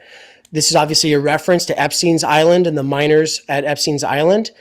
Well, the speculation is, it's not just that he cares about that. It's that he's also kind of appealing to this QAnon discourse. And you know what those QAnon people think is that all the ruling class is pedophiles. And this goes beyond that. The reactionary discourse has always been that the Jews or whoever the elite is at the moment, they're a bunch of sexual degenerates and not like us good middle class people who have values, That's a lot of speculation on his part though. Same with Richmond. What does that stand for? The Confederacy. And so, this has to do with the Civil War. What's that? Mason-Dixon. The Mason-Dixon line, right? That's really interesting too, because in the Civil War, the Confederate soldiers talked about a rich man's war and a poor man's fight. Rich man's war, poor man's fight. Yeah. It was exactly that, because the vast majority of those soldiers, the slave class fought. Their young people did fight, but they were such a tiny little proportion of the population. So the war to support slavery was fought by all these people who never had slaves and would never ever have slaves. Right. So there's an analogy. Right. Kind of an analogy there. As well. Right. The poor guy in the Civil War, what Doug was just saying for the people who can't really pick up on it because of the microphone situation. You had poor people fighting these rich people's battles, right? So for a lot of them, this wasn't about slavery. It really was just about the fact that they're getting roped in on somebody else's fight, right? And of course, they got demonized for it. And of course, everybody with a Southern accent is assumed to be a fucking idiot or a racist, right? There is this sort of Northern American privilege that comes with my accent, right? And if I had a Southern drawl, I'd have a lot of work to do to get taken seriously by people who don't sound like me, right? And so we think that could potentially be a part of the reaction from the left. It just, the reason we assume and speculate like the worst when it comes to this guy is because of his Southern accent, is because this song is basically a country song. And he's standing in the woods playing a guitar. And he's in the woods playing his guitar. It's the whole aesthetic. Right. But what does this all have to do with jouissance? What does this all have to do with Death Drive? How does this tie in? So I think Mikey's talk did a good enough job already setting up that jouissance is a French word for enjoyment, but it's not a kind of enjoyment we typically think of because it's not pleasure. It's instead an intensity. If your unconscious drive wasn't hooked into it, it would be purely stressful, purely miserable, but your form of libidinal economy, your form of subjectivization, your form of how you've developed finds enjoyment in this thing that other people would just find miserable. But it's a kind of sick, twisted enjoyment. It's the twisted enjoyment of having a gambling addiction. It's the sick, twisted enjoyment of being a binge shopper, of being a road rager, of getting in the comment sections and saying a bunch of things on the internet and then regretting it afterwards. All of these things, what they have in common is that your libidinal economy is somehow invested in getting your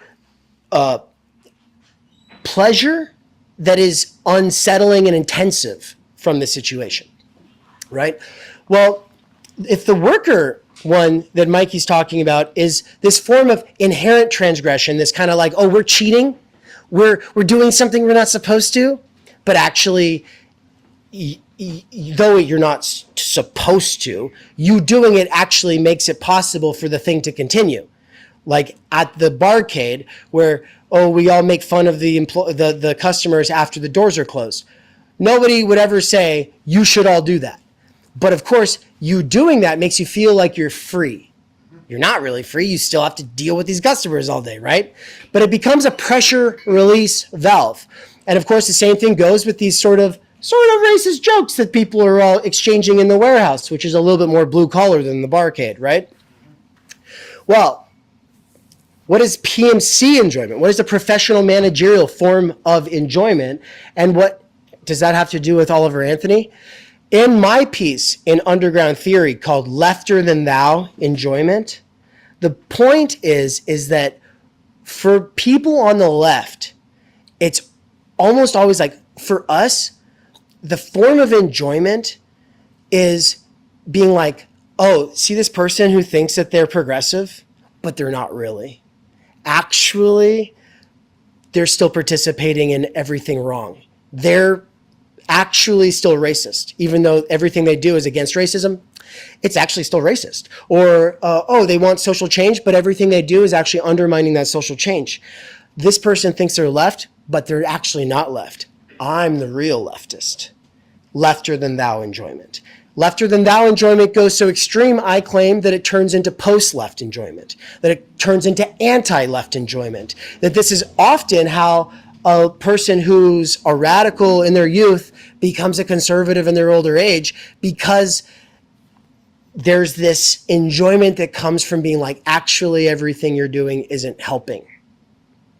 It's a sort of gatekeeping, priestly, sort of virtue hoarding form of enjoyment. But this form of enjoyment really gets its thrills from nitpicking anything popular and downplaying and dismissing it in this sort of like, oh, well, we all have seen this already. It's not actually interesting. Or, oh, it's only successful because it appeals to people's reactionary sentiments. And so we nitpick and downplay and dismiss whatever's successful in the moment. But that becomes extremely self-undermining. And of course it does, because we always get our jouissance from the things our death drive is invested in. Death drive is self-undermining. So we want a society with universal goods for everybody, a strong public and civic infrastructure, but we get our thrills from undermining the obtainment of that vision. And I think that there's no better example of it than somebody who's been working overtime hours for bullshit pay, picking up a guitar, singing their heart out, the whole world tunes in and goes, damn, I haven't thought about that in a while, but that's true. It's fucked. Why are we in this situation? And then we look over at the left, and all the left is doing is, whatever, dude. Fucking sellouts and psyops and racism is all we see there. Instead of saying what I think we are all saying should be done, which is finessing the situation and going, you're onto something. Maybe we've got some questions about some of your assumptions, some of the ways you interpret the situation, but that fundamental base level is the way that we can all relate, because we've all been robbed of our time energy. And time energy in my book is defined as large, repeatable blocks of energy-infused time throughout the week. In capitalism or in any society that is, I mean, this goes all the way back to the ancient Egyptians. If the society takes a demographic of the population, whether it's racialized or it came through conquest or it came through some caste system or whatever, takes some portion of the population and says, you are nothing but labor power for us, right? So the ancient Hebrews working for the Egyptians as slaves. It's like they were nothing but labor power to those Egyptians, right? Capitalism has commodified labor power, and then we have to go out into the market and sell it. We have to sell ourselves, our literal life force, our time energy. And these repeatable energy-infused blocks of time, those are the necessary requirement for doing anything that matters. Really, almost anything that turns you into a contributing member of your society. And when I say contributing member, I mean outside of the profit motive, you have a calling to play the violin, to be in a band, to do art, to poeticize existence, to philosophize, to all of these things. You're going to be uninteresting in these domains. You will not really have much original or impressive anything to show for yourself if you're just kind of dabbling and it's just a hobby. It actually requires being able to be passionate about these things, which passion for these kinds of activities requires large energy-infused blocks of time repeatable throughout the week. So whenever you are thinking, well, does this thing that I'm doing actually require time energy? Just think, am I actually able to develop that skill set on a week-to-week basis? If I'm not able to, say, learn a third language, learn the violin, well, why is that? It's because the overwhelming mass majority of your time energy has been reduced to labor power, leaving you with nothing but energy without time that is repeatable, or leaving you with time that has no energy. And time that has no energy is garbage time.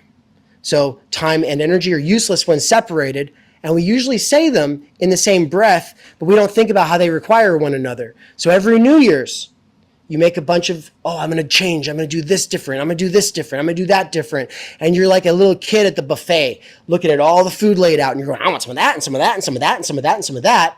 And then you get back to the table, you start eating, and you're like, I'm full. I can't finish what I started. So you're the same way every New Year's, because you feel this kind of like, I feel like this energy to take on the new year. But what you realize really quickly is that all of your time management was assuming that every hour is the same kind of energy, but different hours have different kinds of energy. And that's because the overwhelming amount of our hours with energy has been spent already on labor. And what you get back at the end of the day is bullshit wages and garbage time. We should be able to connect with anybody on that level. This is our universal lack. But instead, what we do is we sit here and we poo-poo the little guy. And I'm sorry, but it's true. It's not the welfare person's fault. But you got to be way out of touch from the working class and actually sweating for a living to not relate a little bit to the sentiment that says, I'm busting my ass out here and everybody else is sitting around. Real poor people sitting around. Real rich people sitting around. My tax dollars go into both, and I work all fucking day. And I got nothing to show for it. If you can't, if the left, especially the old left, begins with that insight and says, yes, but we can sublate that insight into some bigger structural project that has the emancipation of humanity on its radar. That's not even on our radar, though.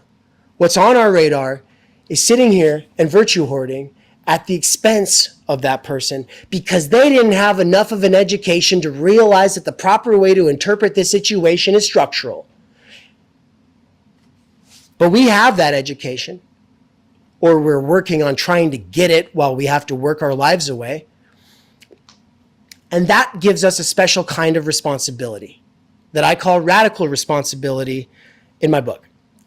Radical responsibility is the responsibility unique to the kinds of people who have the education to understand how things work, and unique to people who want to change reality.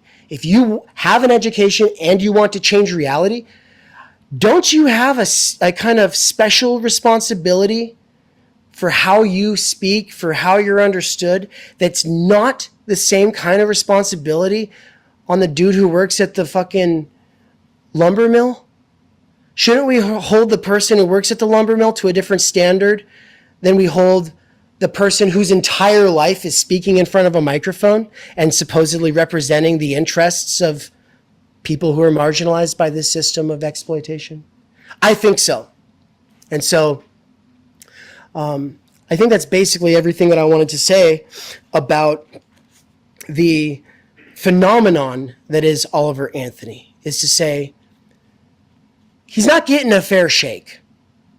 Earlier, when I referenced that the Republican candidates at the primaries were using his name, what I left out was that he turned on his camera and went on the internet to say a few words about that. And I want you to know that every time this guy turns his camera on now, he's got millions of viewers.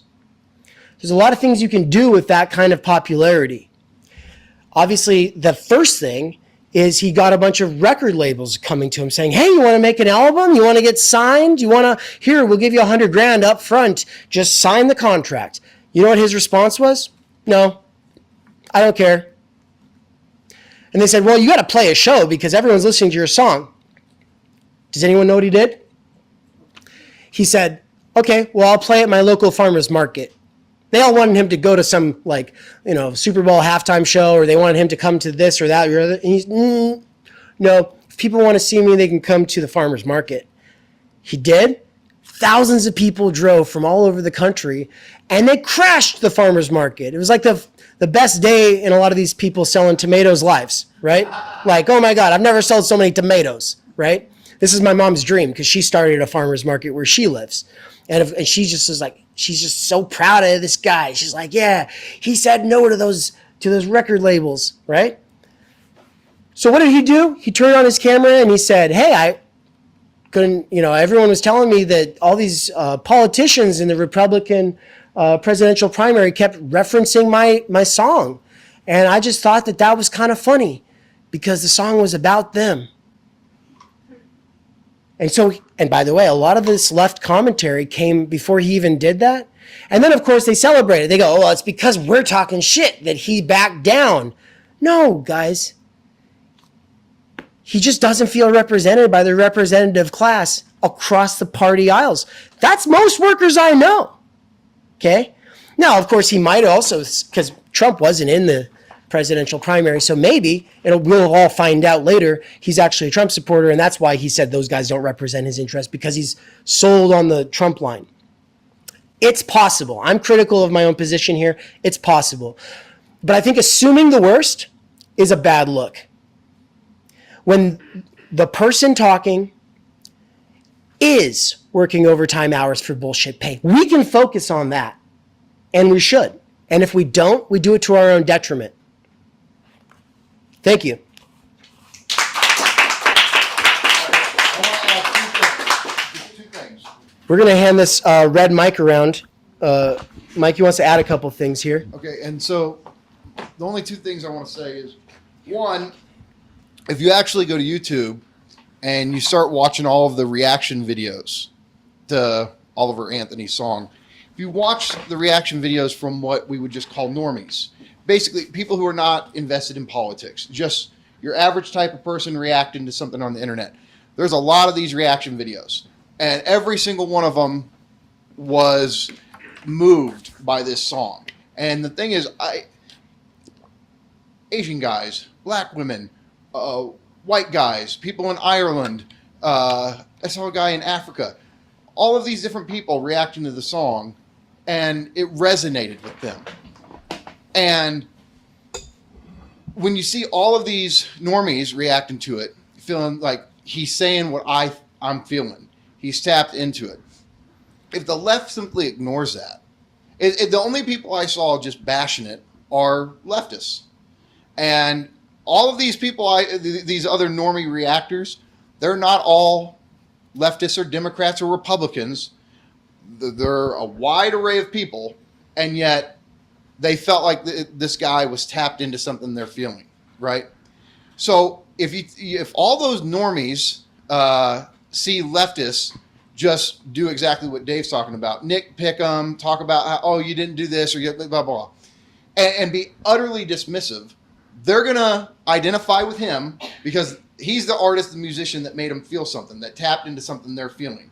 They identify with him, and so they immediately disidentify with any leftists.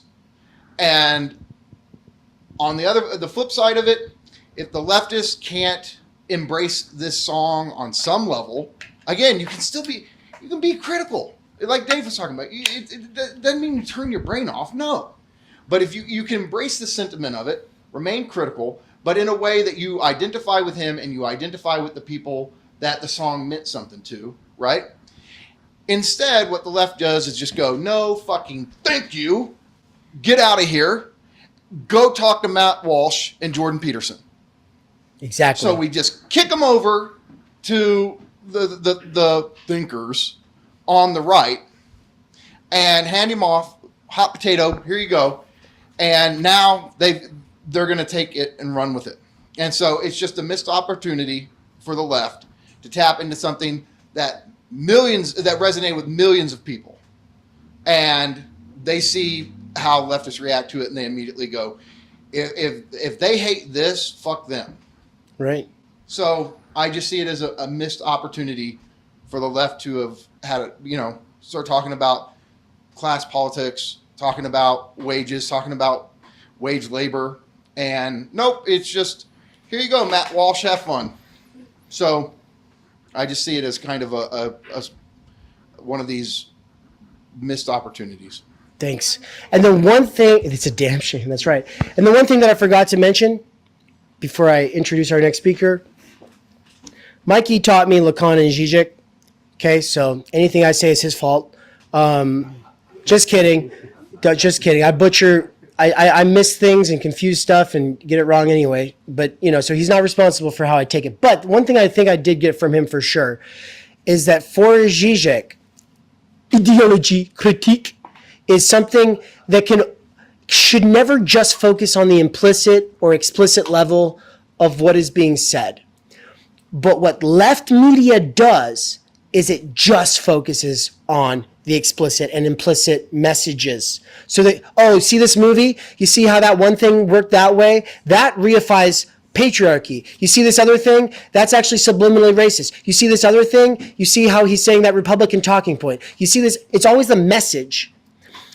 But the real message from this other standpoint is the inherent transgression, the drive, the jouissance, how that's in the message. And so what Žižek thinks he's doing is he's looking at the way that there's like this sort of right-wing scapegoating mechanism in the discourse of rich men north of Richmond, which is to say, this guy is scapegoating not just the rich, but also the poor. And I would say, yeah, so you can see how a working class person is getting their enjoyment from scapegoating the person collecting food stamps. Absolutely. We can't let that slide. We have to point that out. That is very well a part of this, but also we can still say, hey, but we get why you feel that way, right? But here's the thing. Why don't we assume that or do that? What about the rage and the sorrow? The rage and the sorrow of the song. Actually, can we get the microphone to, hold on one sec. Let's get Doug the microphone so that people can hear it on the Zoom. Well, it might not go as far as you, Doug. You might have to stand up. Come to the microphone. Wonderful, wonderful. I just wanted to say I want the GoPro of this. You know, I come from working class people, and I spent my life teaching philosophy, which is not exactly digging ditches, but I was on a farm. I grew up on a farm. I chopped cotton and chopped beans and picked cotton and drove tractors and stuff like that. So I know what physical labor is, and I know I'd be dead now. If I'd stayed on the farm, I'd be dead from skin cancer, if nothing else. But what I've never understood about American workers is, where is the anger? You see so much. I always think of it as a kind of bootlicking mentality, but I think the economy is getting so bad that this rage and the sorrow, because there's a sorrow in using your life. There was a quote from, what's his name, Studs Terkel, who did the book Working, and he interviewed this guy, worked in New York, and he said, he goes to work on the subway, and he said, I die a little bit down here every day, but I do it for my family. And you know, everybody, I used to teach up at Clay Como, I teach the guys that worked on the line, and they are literally doing what farmers do. I mean, they're bartering. They're going to wind up with severe arthritis in their older age, and when they get to retire, that's going to limit whatever 10 or 11 years that you have to enjoy yourself. So one thing that is in that song is anger, you know, and that, I think that's a very good sign, because if everybody's going, well, you know, things pretty good, you know, nothing's going to change. You're not going to have any revolutionary kind of sentiment. I've never understood, you know, I love the French. We will burn this fucking city down, okay? I really don't think you should burn Paris down, but you got to admire that. There's some shit we will not eat. You know that poem by E.E. Cummings? There is some stuff we will not stand, and you wonder, what won't American workers stand? There seems to be no limit to what. Why don't we have universal health care? Because they bought this bullshit, you know, this crap. Why don't we have a lot of things? Because they bought this ideological crap. And it's horrible to think, but maybe things have to be really catastrophically bad before there's a rupture in that. And I think that when you see a video like this going viral, instead of going, oh, see, people are all just lined up for a Republican talking point, the scapegoats, no, people feel underpaid and overworked. Focus on the bigger point, the one that actually unifies everybody, and see if you can't co-opt that. And so my point, though, is that though Žižek, he's going to look at the obscene underside of the song itself, what he's not looking at is the obscene underside of the left media's response. And the left media, if it believes in radical responsibility, is more responsible for how it handles this situation, which is, yeah, maybe we look at our own enjoyment that we get from poo-pooing the success of this otherwise beautiful song. Part of it, Slavoj's not tapped into bread too. Yeah, Slavoj is not plugged into he doesn't realize that everyone's kind of saying the same sort of thing here. But with all that said, now I'm going to turn the seat over here to Nance, who is one of the Theory Underground crew. He has been on tour with us from day one. This Theory Underground only started a year ago. It started December 6th of 2022. And in the time that has elapsed, I have, as the founder, built a website and an app that is currently not functional because it's all very new and it just broke, and I'm dealing with technical support on it as we speak. But we've got an online teaching platform that Mikey has taught one class for, and he will be teaching another this year. I'm teaching a class on Heidegger's Being and Time while leading a critical media theory research cohort with my wife, Anne, who just stepped outside, I think, to move the car or something like that. And Nance is a very special person to all of us because he has, more than anyone else really, invested his time and energy into Theory Underground. He has taken every single course at Theory Underground. So 6 courses so far, I think. And He's done all the readings. He doesn't do all of the assignments, but he at least does the readings. And if he doesn't do the assignment, like the written reflection on the forum side or whatever, it's because he's overthinking things and he's written a lot on it, but he's wondering, well, what have I really written here? A bunch of bullshit. I'm not going to share it. And of course, that's the sort of thing that we all fall into. I'm doing the same thing with the forum as well. Every day that I'm not posting onto the forum, I'm writing a whole bunch of shit and then going, oh, what the hell am I doing? Which is why we've started a writer's workshop, which is why we've started a bunch of social clubs for doing all kinds of things. And so we'll talk a little bit more about what Theory Underground is doing on a week-to-week basis and what we've got coming up here after. So for right now, please put your hands together for one of our best friends and I would say like most serious students at Theory Underground, Nance.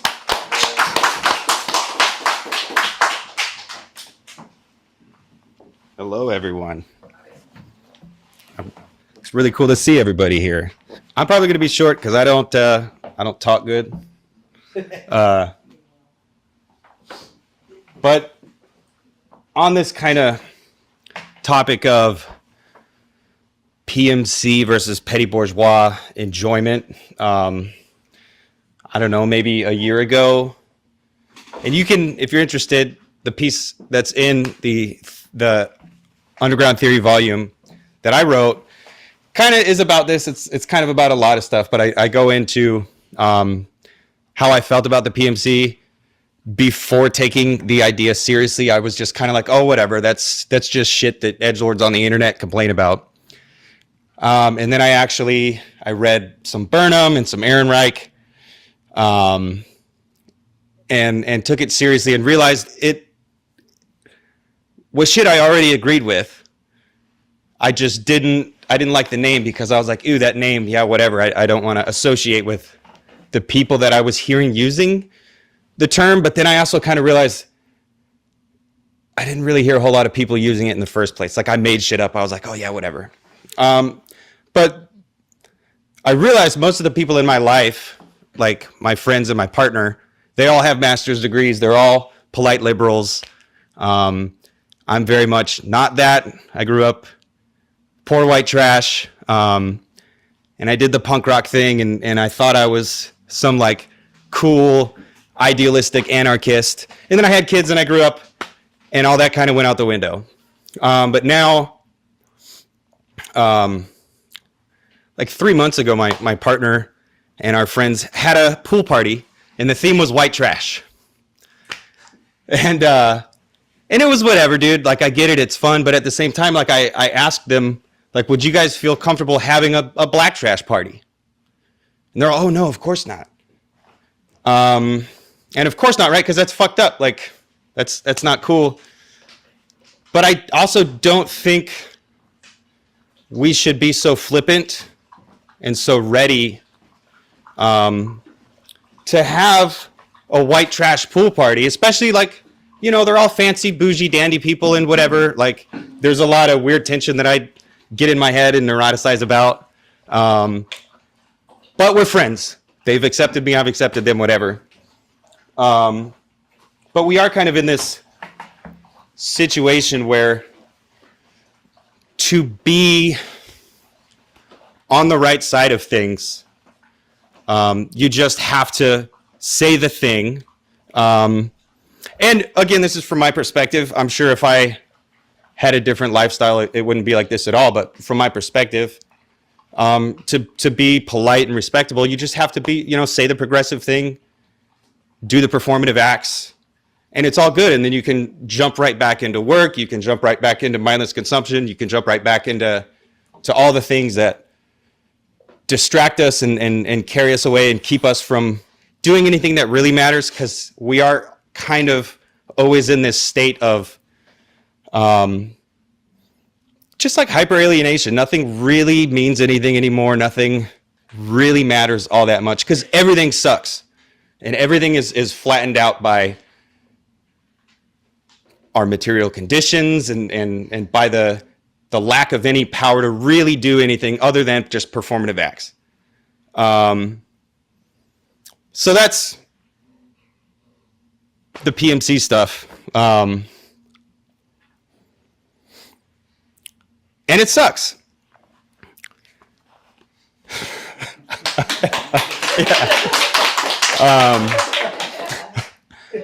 That's my favorite quote. And it sucks, yeah. But my family, my brother and my dad, they're all, again, we grew up poor white trash, so they kind of lean in the opposite direction, what people would consider reactionary, culturally conservative, evangelical stuff. And it matters a whole lot to me to talk about these things that matter to me. I really am committed to solving the problems and helping people deal with the oppression and stuff. But yeah, using names like Karl Marx and overdoing the performative woke stuff makes that difficult. What is workerism and why is it bullshit? Because that's actually on the poster for your, yeah. So, well, hold on.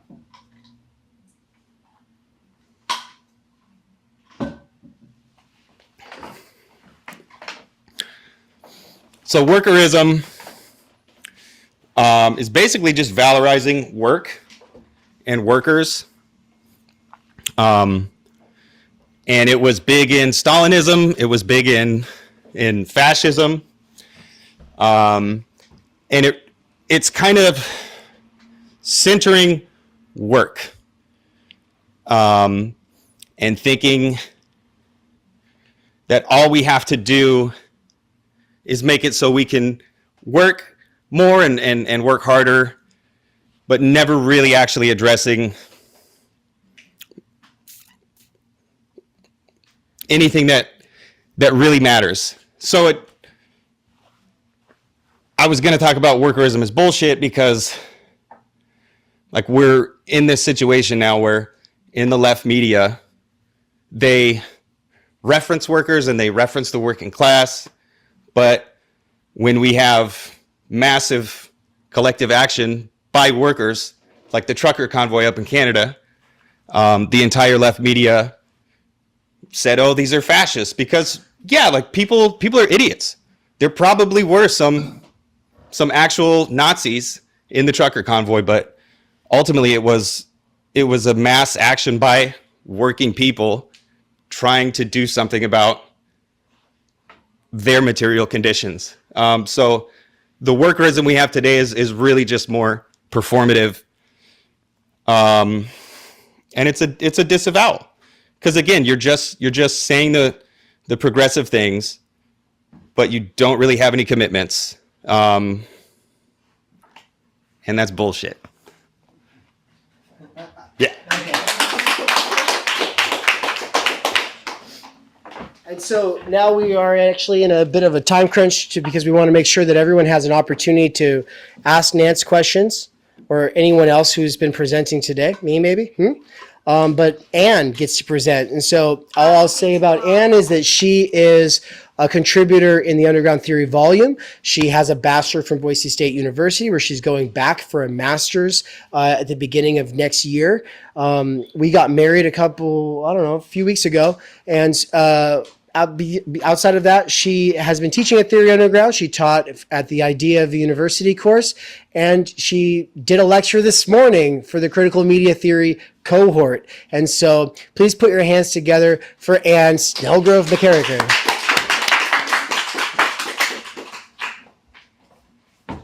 Hey.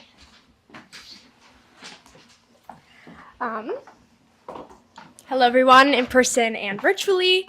My name is Anne, and the piece that is on the poster, what I'm going to be talking about today, is called The Gifted and Talented Trap, as opposed to the Gifted and Talented Track. So to start off, my childhood was probably the opposite of Nance's. I grew up in a relatively privileged upper middle class family in the suburbs, so I'll do my self-flagellation, my privilege. But I had a unique childhood in that, and I want to talk about my experience in kind of the gifted and talented track and why I think it is a trap and how I think it benefits the professional managerial class and is inherently anti-working class and creates this clash between people who are all oppressed under capitalism in one way or another. And so my background is when I was in the 4th grade, I was tested as a gifted and talented student and was then once a week taken away, very special, on a bus to a separate school for a separate building where all the smart kids got to be together and do hard math. And oh boy, like I thought I was hot shit. I'd be sitting in class on Thursday morning and go, oh, I have to go to GT, like I have to leave. And so already that put me on this like, ooh, I'm kind of better than everyone else because I'm smart, because I do well at these arbitrary tasks that we're being required to do every day. After that, in middle school, my middle school had a gifted and talented program, and so I was in that program, and we were off to the side in our own little special hallway with all the smart kids, and it was, again, this very much like division in the normal kids versus us smart kids over in GT. And after that, I decided, school was where I thrived. School was where I felt really good about myself. I genuinely enjoyed learning and still do to this day. And I'm like frustrated by the instrumentalization of education to make me like feel better than other people, when it's just, what if we all just enjoy learning for learning's sake altogether? But despite that, I knew I wanted something more challenging for high school, and so I went to a school that had an international baccalaureate program. It is a program that you do in your last 2 years of high school. It's international, and you basically take some advanced classes, you take a bunch of hard tests at the end, and then it gives you college credit. And so I went down that track, and fortunately during that time, I chilled out a little bit. I pulled the stick out of my ass, and I realized I just like this stuff because I like this stuff, but I saw just some of the ways in which my peers and I behaved. I mean, we would have these like stress Olympics instead of oppression Olympics. It was, oh, who got the least amount of sleep last night because we were up doing homework and stressing ourselves out. Like, we were 16 and 17 needing, 8+ hours of sleep, and instead coming jittery, carrying a coffee, going, yeah, I slept for 3 hours last night, as if that was a triumph, as if that was something to celebrate. So that's kind of like what my educational background is. I got to college. You can read about that in my contribution to the Underground Theory anthology is called The Idea of the Neoliberal University, Reflections from a Disenfranchised College Student. And so that highlights my encounters and my experiences within the neoliberal university and why I felt that education felt short. But in regards to just kind of my K through 12 public schooling, it really, from a very early age, it set these expectations, and I put these expectations on myself that I need to be the best, that I need to prove that I can work hard. When I got my first B in like 5th grade, I cried. I thought it meant that I had failed. I thought that my teacher thought less of me. I thought my parents thought less of me because the standard had been put on me from so young that she's the straight A student. In high school, I got a 28 out of 36 the first time I took the ACT, which at the time I took it around 2017, the national average was about a 21. I also cried, and I felt stupid, and I felt ashamed of my score. And so this is not to sit here and go, oh, but look how smart I was, everyone. The point of me telling this story is to go, look what they did to me. Like, I was doing just fine. I was going above and beyond. I took naps on the floor in high school because of how little I slept, because of all the homework I was doing. I was crying for getting above average grades. I can't even imagine how average students or even below average students who were doing perfectly fine, who have worth in themselves outside of school, felt if I was feeling bad for a B. Like my brother, he was 2 years younger than me. Great, he did just fine. A's, B's, and C's. He's a good student. And I saw him contemplating jumping out of the window one day on the 2nd floor of our house. I reflect and I feel bad for being the older sister who was oh, I'm the exemplary child. He's fine now and he's doing great. But just to see what it did to these students, and I talk about this, in relation to everything that we've been talking about, is because I think this gifted and talented track is something that the professional managerial class, or we can say, the liberal leftist academics and intellectuals, the managers of capitalism, they don't understand that the divide that this creates, and that by emphasizing people's work ethic and their ability to do well in school and thinking that that gives them worth, and that gives them the ability to morally police everyone else, and that gives them the ability to run society and go, oh, well, you talked about people on welfare? Pfft, you're probably just a bigot. I know more than you. And so that the PMC ideology was placed upon me so early in just this, oh, you're smart, you're going to do well in life, you're going to go start your career, you're going to be the best at everything. And here I am now. I've been unemployed for about a year, partly like on my own choice. Dave and I last year decided we're going to travel for a year, and I thought, oh, I'll get a remote job. That'll be no problem at all. It has been a problem. It's been difficult to try to find something remote, but within that time, it's been pretty recent actually. At the time I kind of was writing these thoughts out and developing these, I could not relax for the life of me because I was not contributing to capital. I wasn't making money. I wasn't producing. I had all this relative time and energy in my day because we were traveling, we had the savings, and we were bringing in some money through Theory Underground that I could have just read all day and relaxed and gone out in nature, and instead I was sleeping in and then beating myself up about sleeping in because I had this work ethic instilled in me so early that I'm useless and I am unworthy if I am not constantly overperforming. Even before we moved out of Boise to travel, I would go to work at 6 a.m. and bake bread and be on my feet for 8+ hours and then come home and be exhausted and be upset with myself that I wasn't cleaning the house and doing the laundry and doing X, Y, and Z other things.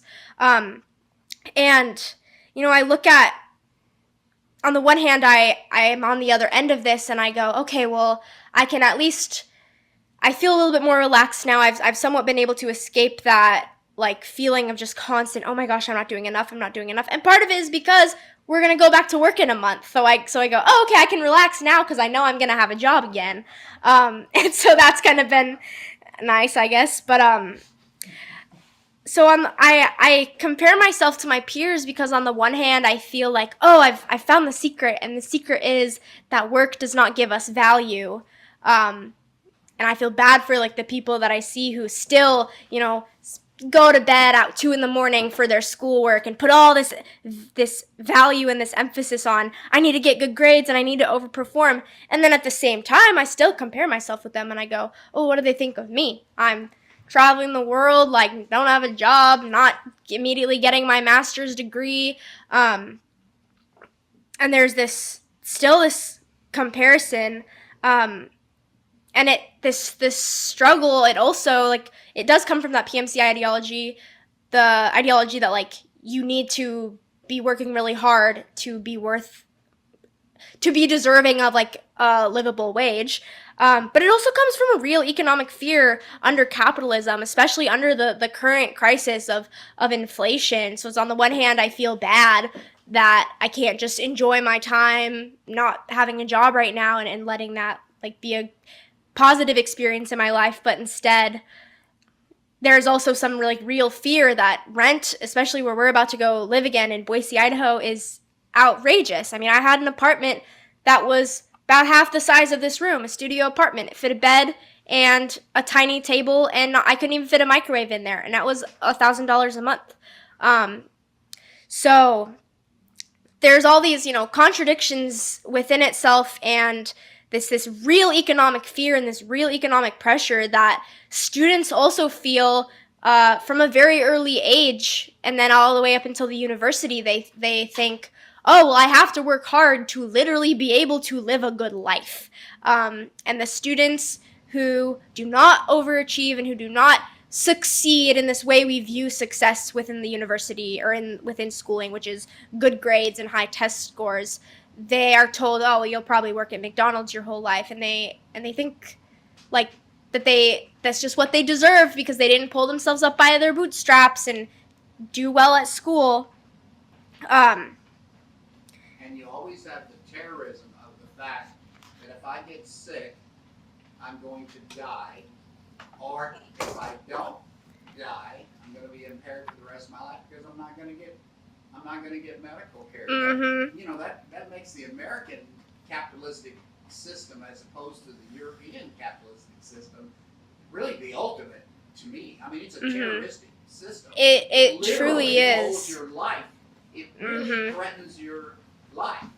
It really does. Can you kind of re-say it for the? Yeah, he was just saying that the American system is especially interesting because, you know, in other countries where there's still a capitalism, at least they have like some sort of healthcare program. Whereas here, it's like if we get sick, if we break a limb, if we need dental care, we're pretty much screwed. Like our entire lives, we just have to work. And if something happens and if an emergency happens and we're not in that privileged class that has health insurance or that has $20,000 in savings, like it's life-changing. That is a life-changing event.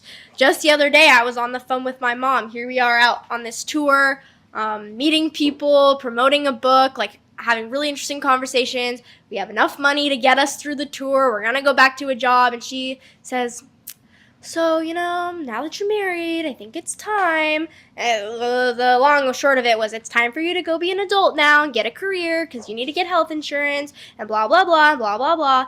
And it was this whole thing. And it's like even my parents, who I love dearly and who are always very, very supportive, they've also instilled this like ideology into me from a very early age. They socialized me into, you know, this work ethic, and the point of life is just to get a career, and then one day you maybe get to retire. To the point where my parents, like, I'm doing this amazing thing right now, going on tour, and even them, they go, well, I don't know, maybe you should not do that. Maybe you should do what you're supposed to do and get a job.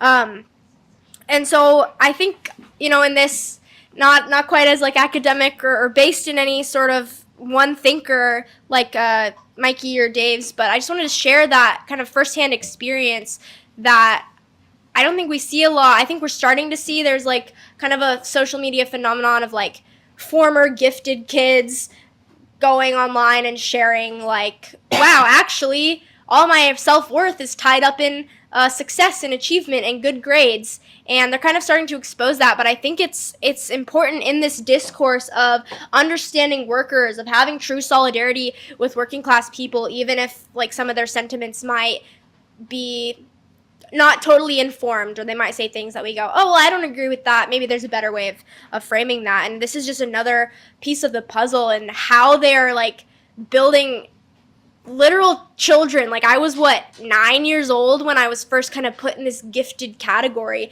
So early on, I've been placed like above normal working class people, and it's wrong.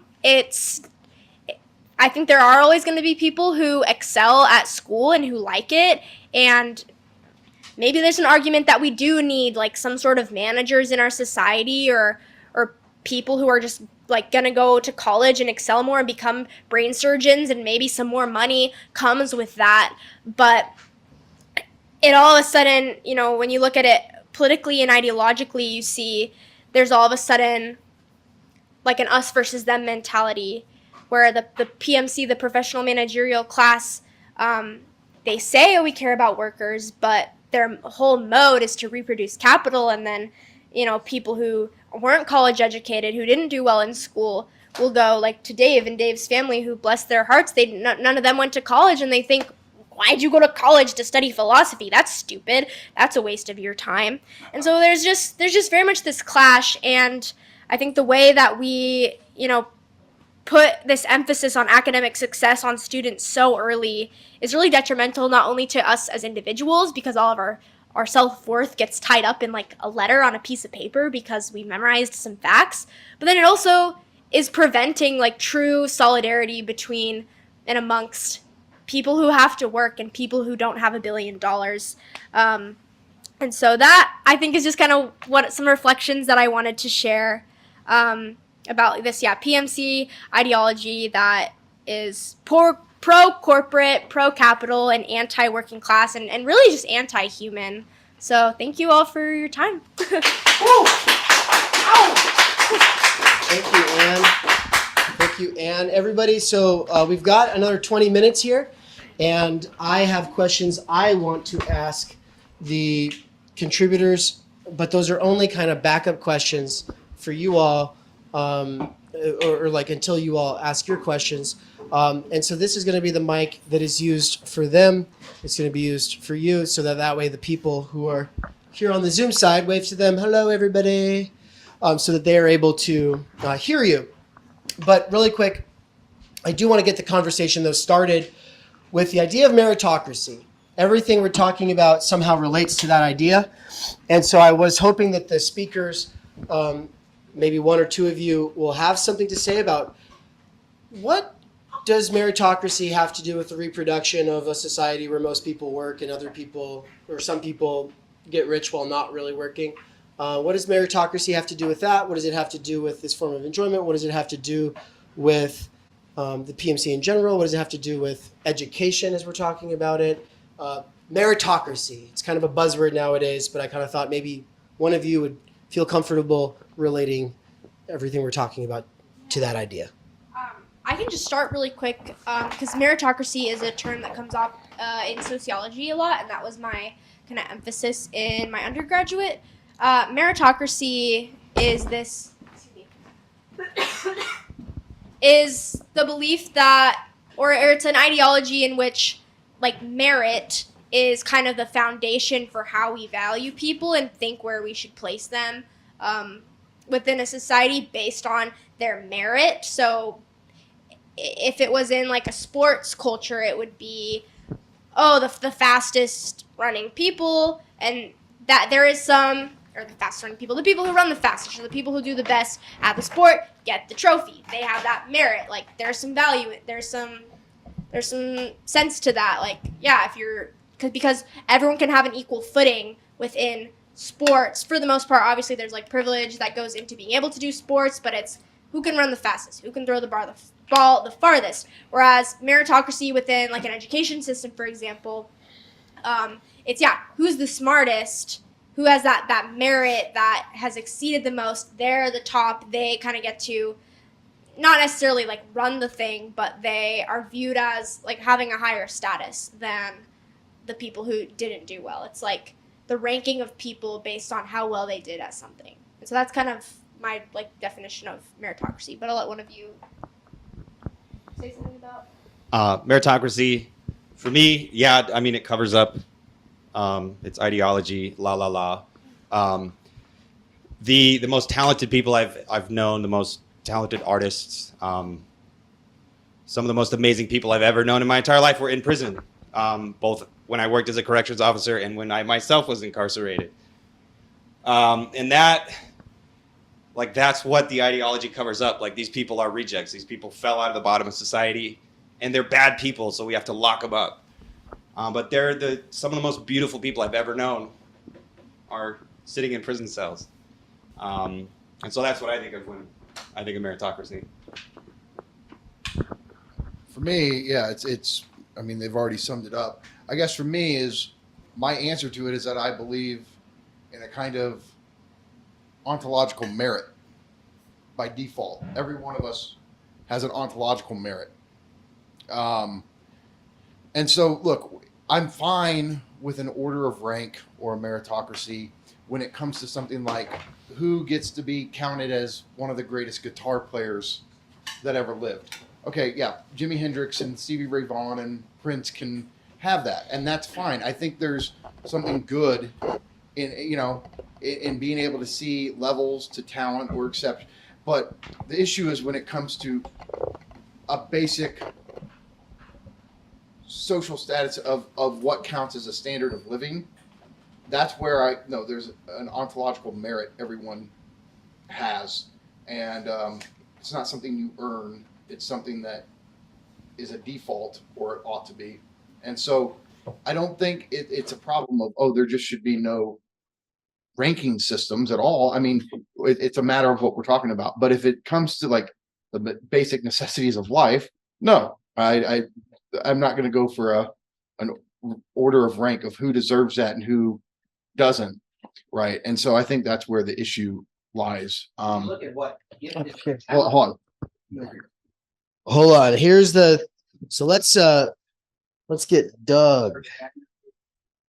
No, you're you're perfect. Yeah, this is a perfect time to maybe sit down if you want to. But there you go.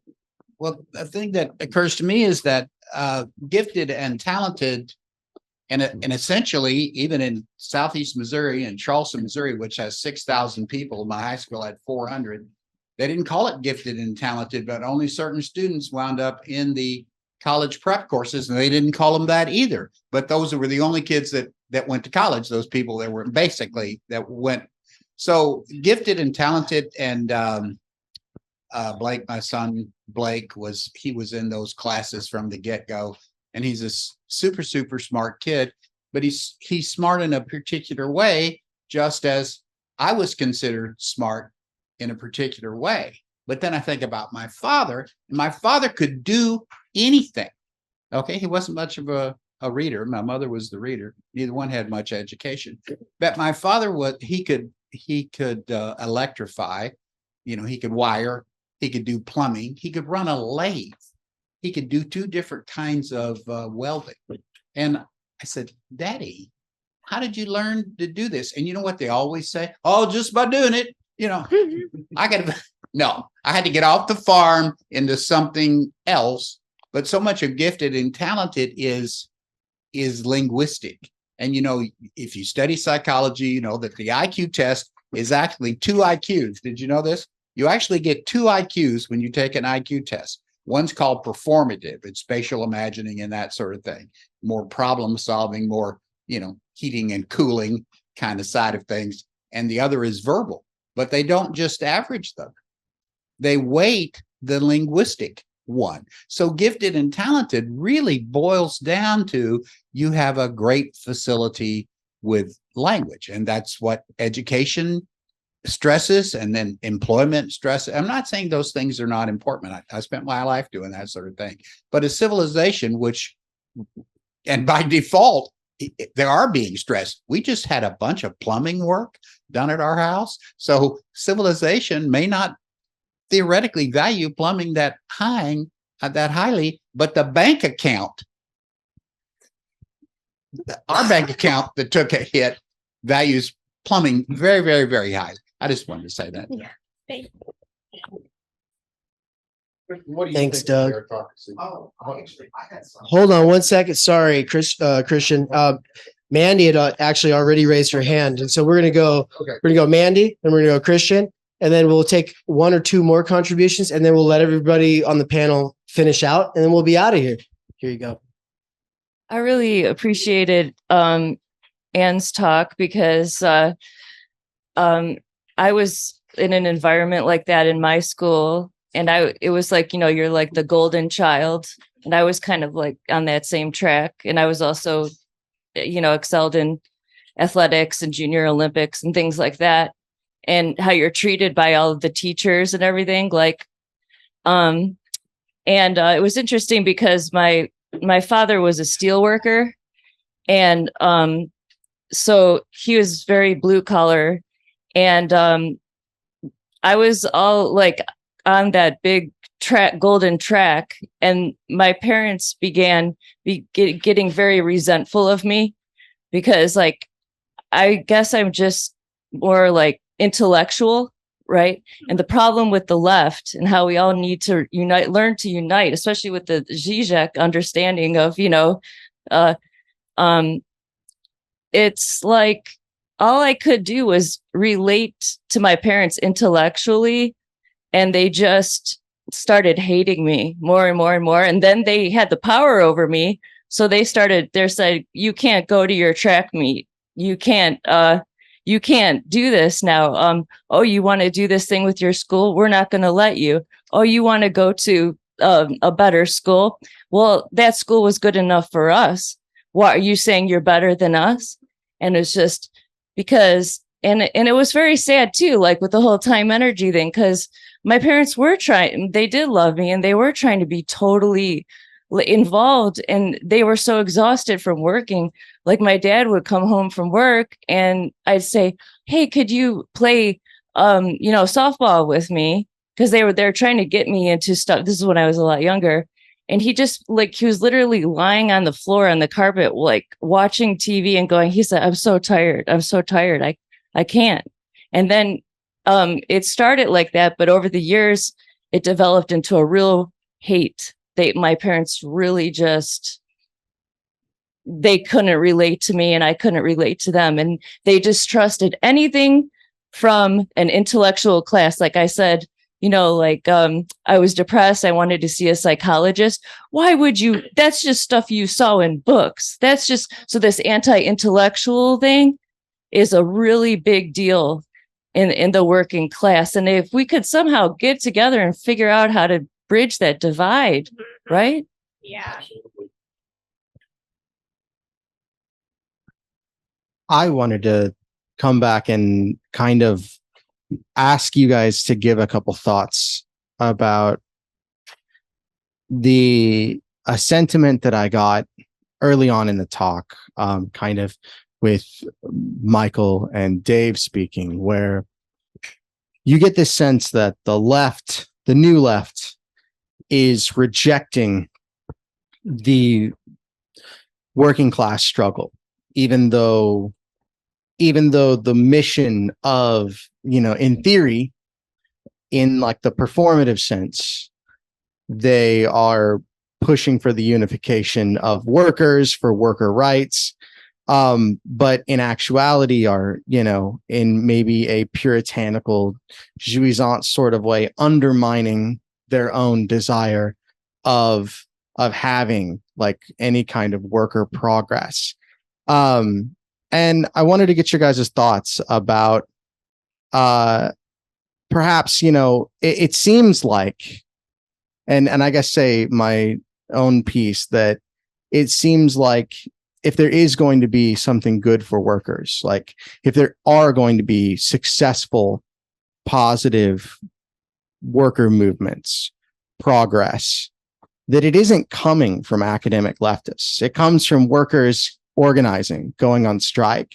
And I guess, I don't know, I wanted to hear all of you talk a little bit about the fact that we've had the summer of worker organization. We've had like amazing leaps and bounds for like unionization, workers getting rights, and none of it's come from the PMC. None of it's come from like the Twitter left. It's come from like, it's come from a real grounded place.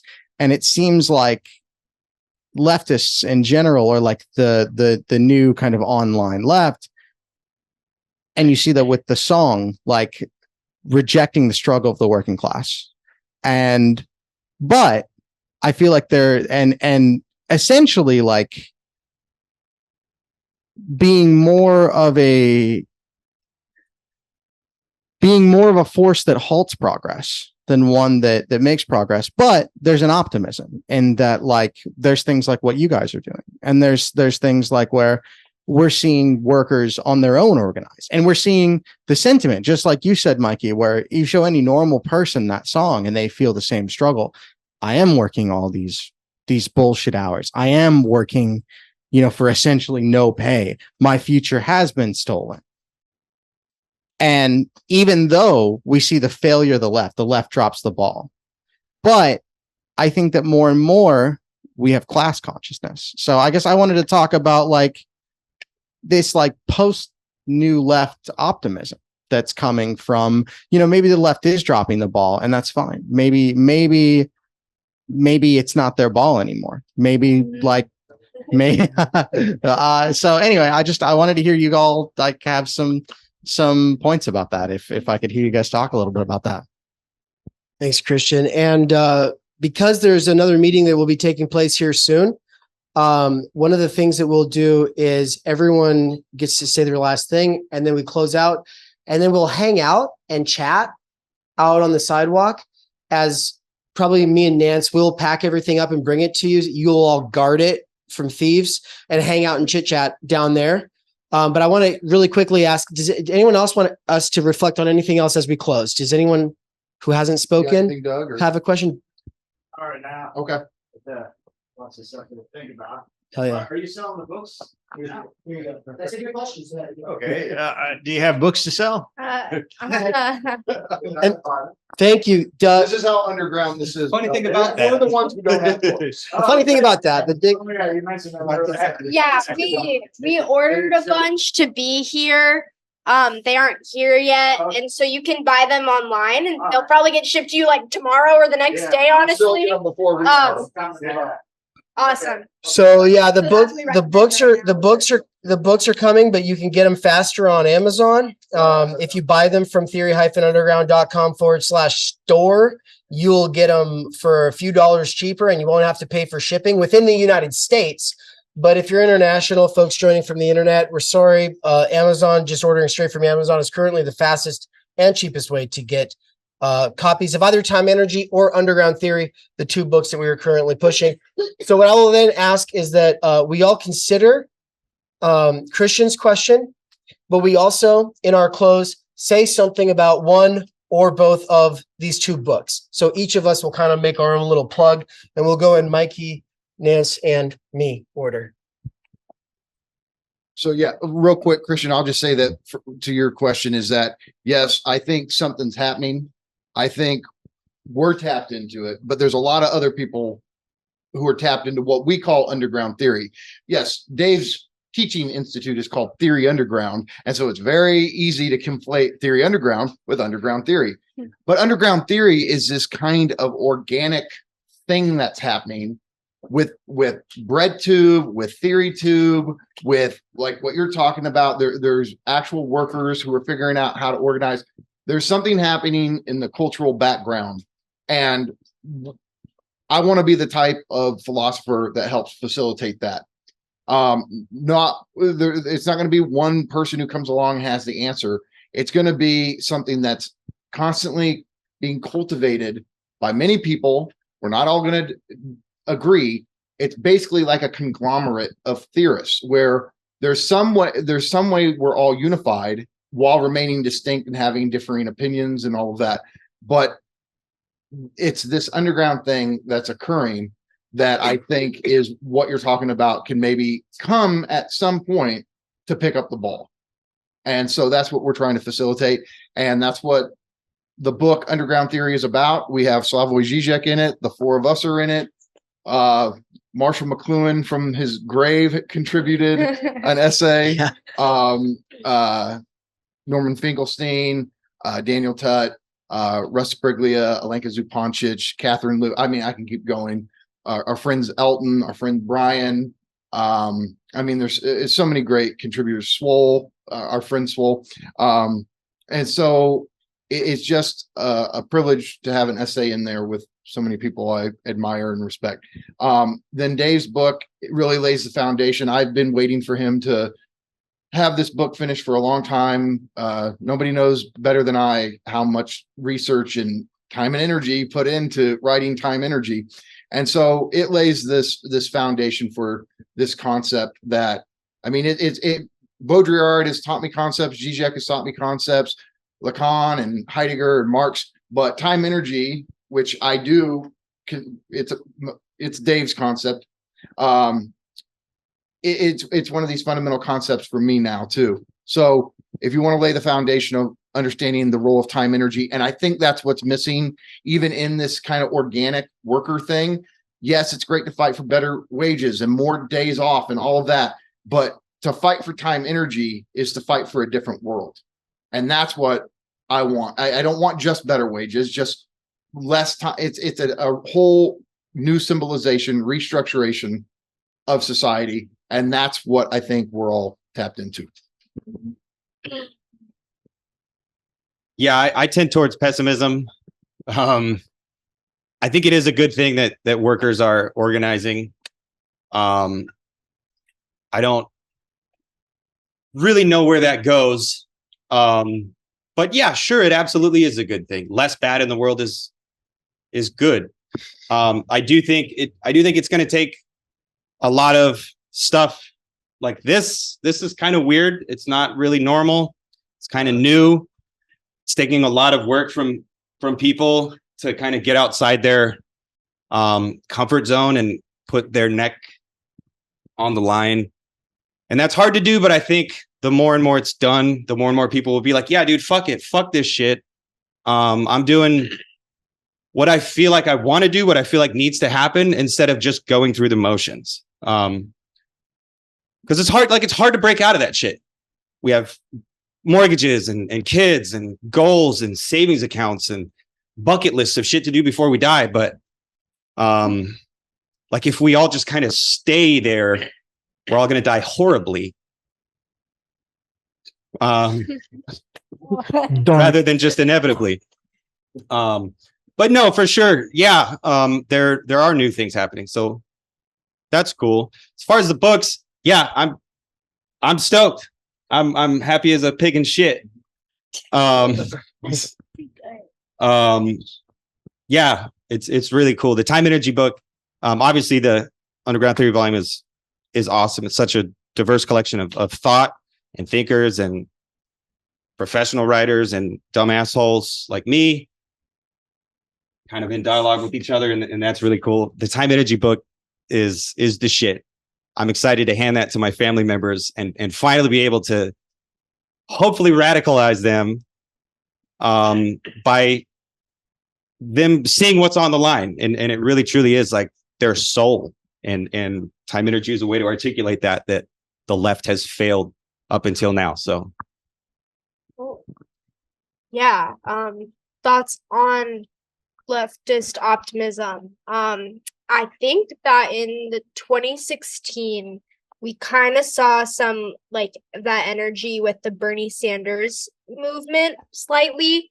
I'm at the point where I don't think the answer is, or the solution, or any real change is going to come from either Democrat or Republican Party. But there was something about like the energy of the 2016 Bernie campaign, not the 2020, that was like, whoa, people are here for this. Like people came out to vote in a way that doesn't normally happen. And so the rhetoric of, not me, us, and that true, like, we're talking about working class struggle. It spoke to people. And in 2020, his campaign got a little like just anti-Trump and he fell into the identity politics trap. And I think that's where most people, like, we lost him, unfortunately. So obviously there's something there. There's some sort of energy. There's some like necessity. But then I also just think like we're really starting to see people of all over the political spectrum go, I'm really sick of both sides right now, and like speaking out about it. Like the fact, Manny, that you drove out here 4 hours to come and like share your story and be here with us. And the fact that I think we all kind of just have this sentiment of like, what is going on the left and the right? Like they don't actually represent us, and being critical of this like dominant woke ideology, and then also being critical of like the right and the way that it tries to co-opt and take people like Oliver Anthony who have real struggles. And so I think like truly it might not happen in our lifetime. It might not happen in my lifetime. It might not happen in your kid's lifetime. But conversations like these and people like sharing their true, genuine thoughts about this, I think will at least start a conversation that will maybe grow into something after we're all long gone. And the books, they've pretty much covered it, but the Underground Theory, like truly there's humorous pieces in there. There's very dense theoretical pieces in there. There's everything in between, and there's something for everyone. I got to edit the book, so I've read most of the pieces twice now. It was a pain in the ass to edit, but it looks damn good. So, yeah. And then obviously like Timenergy has been so crucial to me and my thought. I think that's another one is like in terms of what the left might look like. People go, oh, those like true Marxist Leninists, they go, we just need to seize the means of production. Like, and then what? To just keep working the rest of our lives? So Timenergy is getting at something that we can all relate to, because we all want time with our loved ones and with our family and to develop our passions. And it starts with like having time, energy in our day. And how do we get that? Then you can kind of go, well, what needs to change economically? And so Timenergy also highly recommend. Buy our books, please. Yeah. I'm kind of ashamed to say it. Yeah. if you are like, well, I don't know what I would do with more time and energy. You all say, like, I want to spend that with my loved ones and passions. What if I don't have loved ones and passions? Well, that's because you don't have time energy. So that's kind of the point, is you need those things to be able to discover those things, to be able to cultivate those things, to be able to be human, to be able to be free. Because ultimately the time energy book is a reconceptualization of freedom itself, based in the very idea of freedom that dates back 2,500 years ago to those free men of Athens. How were they free? They were free at the expense of the women and slaves who were working in the background to make it so that they could have their skole, to have their otium, to have their leisure time, right? Their leisure time was considered a political thing that they had to subjugate others to be able to achieve. And the thing is today we subjugate ourselves and the rest of the world, and we still don't have leisure time. And it's the one thing capitalism can't sell us, right? By the way, Doug, you're making me nervous looking at my book over there. Just I wanted you to know, and everyone else to know, that that's a old edition, and I've crossed out a lot of sections that didn't make it into the new edition. And you got the new one. Nice, that's cool. They just ordered the new one on their phone. So just want to say, yeah, that is definitely where you want to get it. You can't get it here from us in person because the shipping for the author copies is apparently a lot slower than everything else. But I guess I wanted to close everything out on the note that Anne had raised about her sort of optimism, or her hope, is that conversations like this grow into something. And I just wanted to say, when Mikey was talking about the scene, the internet, consumer demographics that revolve around these kinds of ideas, whether we call it BreadTube, LeftTube, Theorygram, left Twitter, whatever it is, these are mostly online phenomenon. We're mostly online people connect and communicate. It's people who belong to what some people loosely call the laptop class, right? They're kind of removed from the rest of the world. And what we're hoping is that these kinds of conversations and the people who get something from them break through those walls, that separation between those who labor and listen and those who think and lead, that those walls will begin to break down, and that these kinds of conversations will take what is currently a scene in the world of theory and philosophy and turn that scene into something more, an intellectual milieu, something that develops into a movement.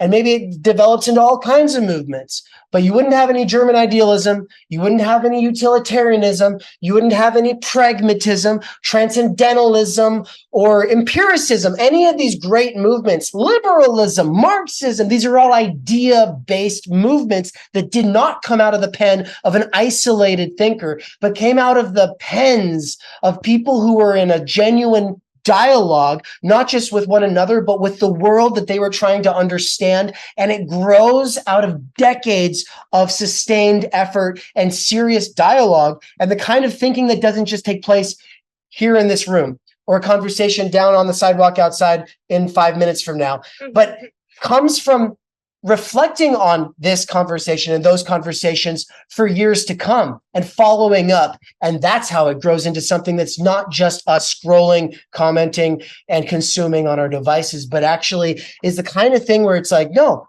this is different, guys. You're all a part of something that's new and no one else is doing it. There's no YouTube videos out there right now about how to have your own publishing company and go on tour across the United States. Because everyone's just like, well, you can just print it online and fuck it, who cares?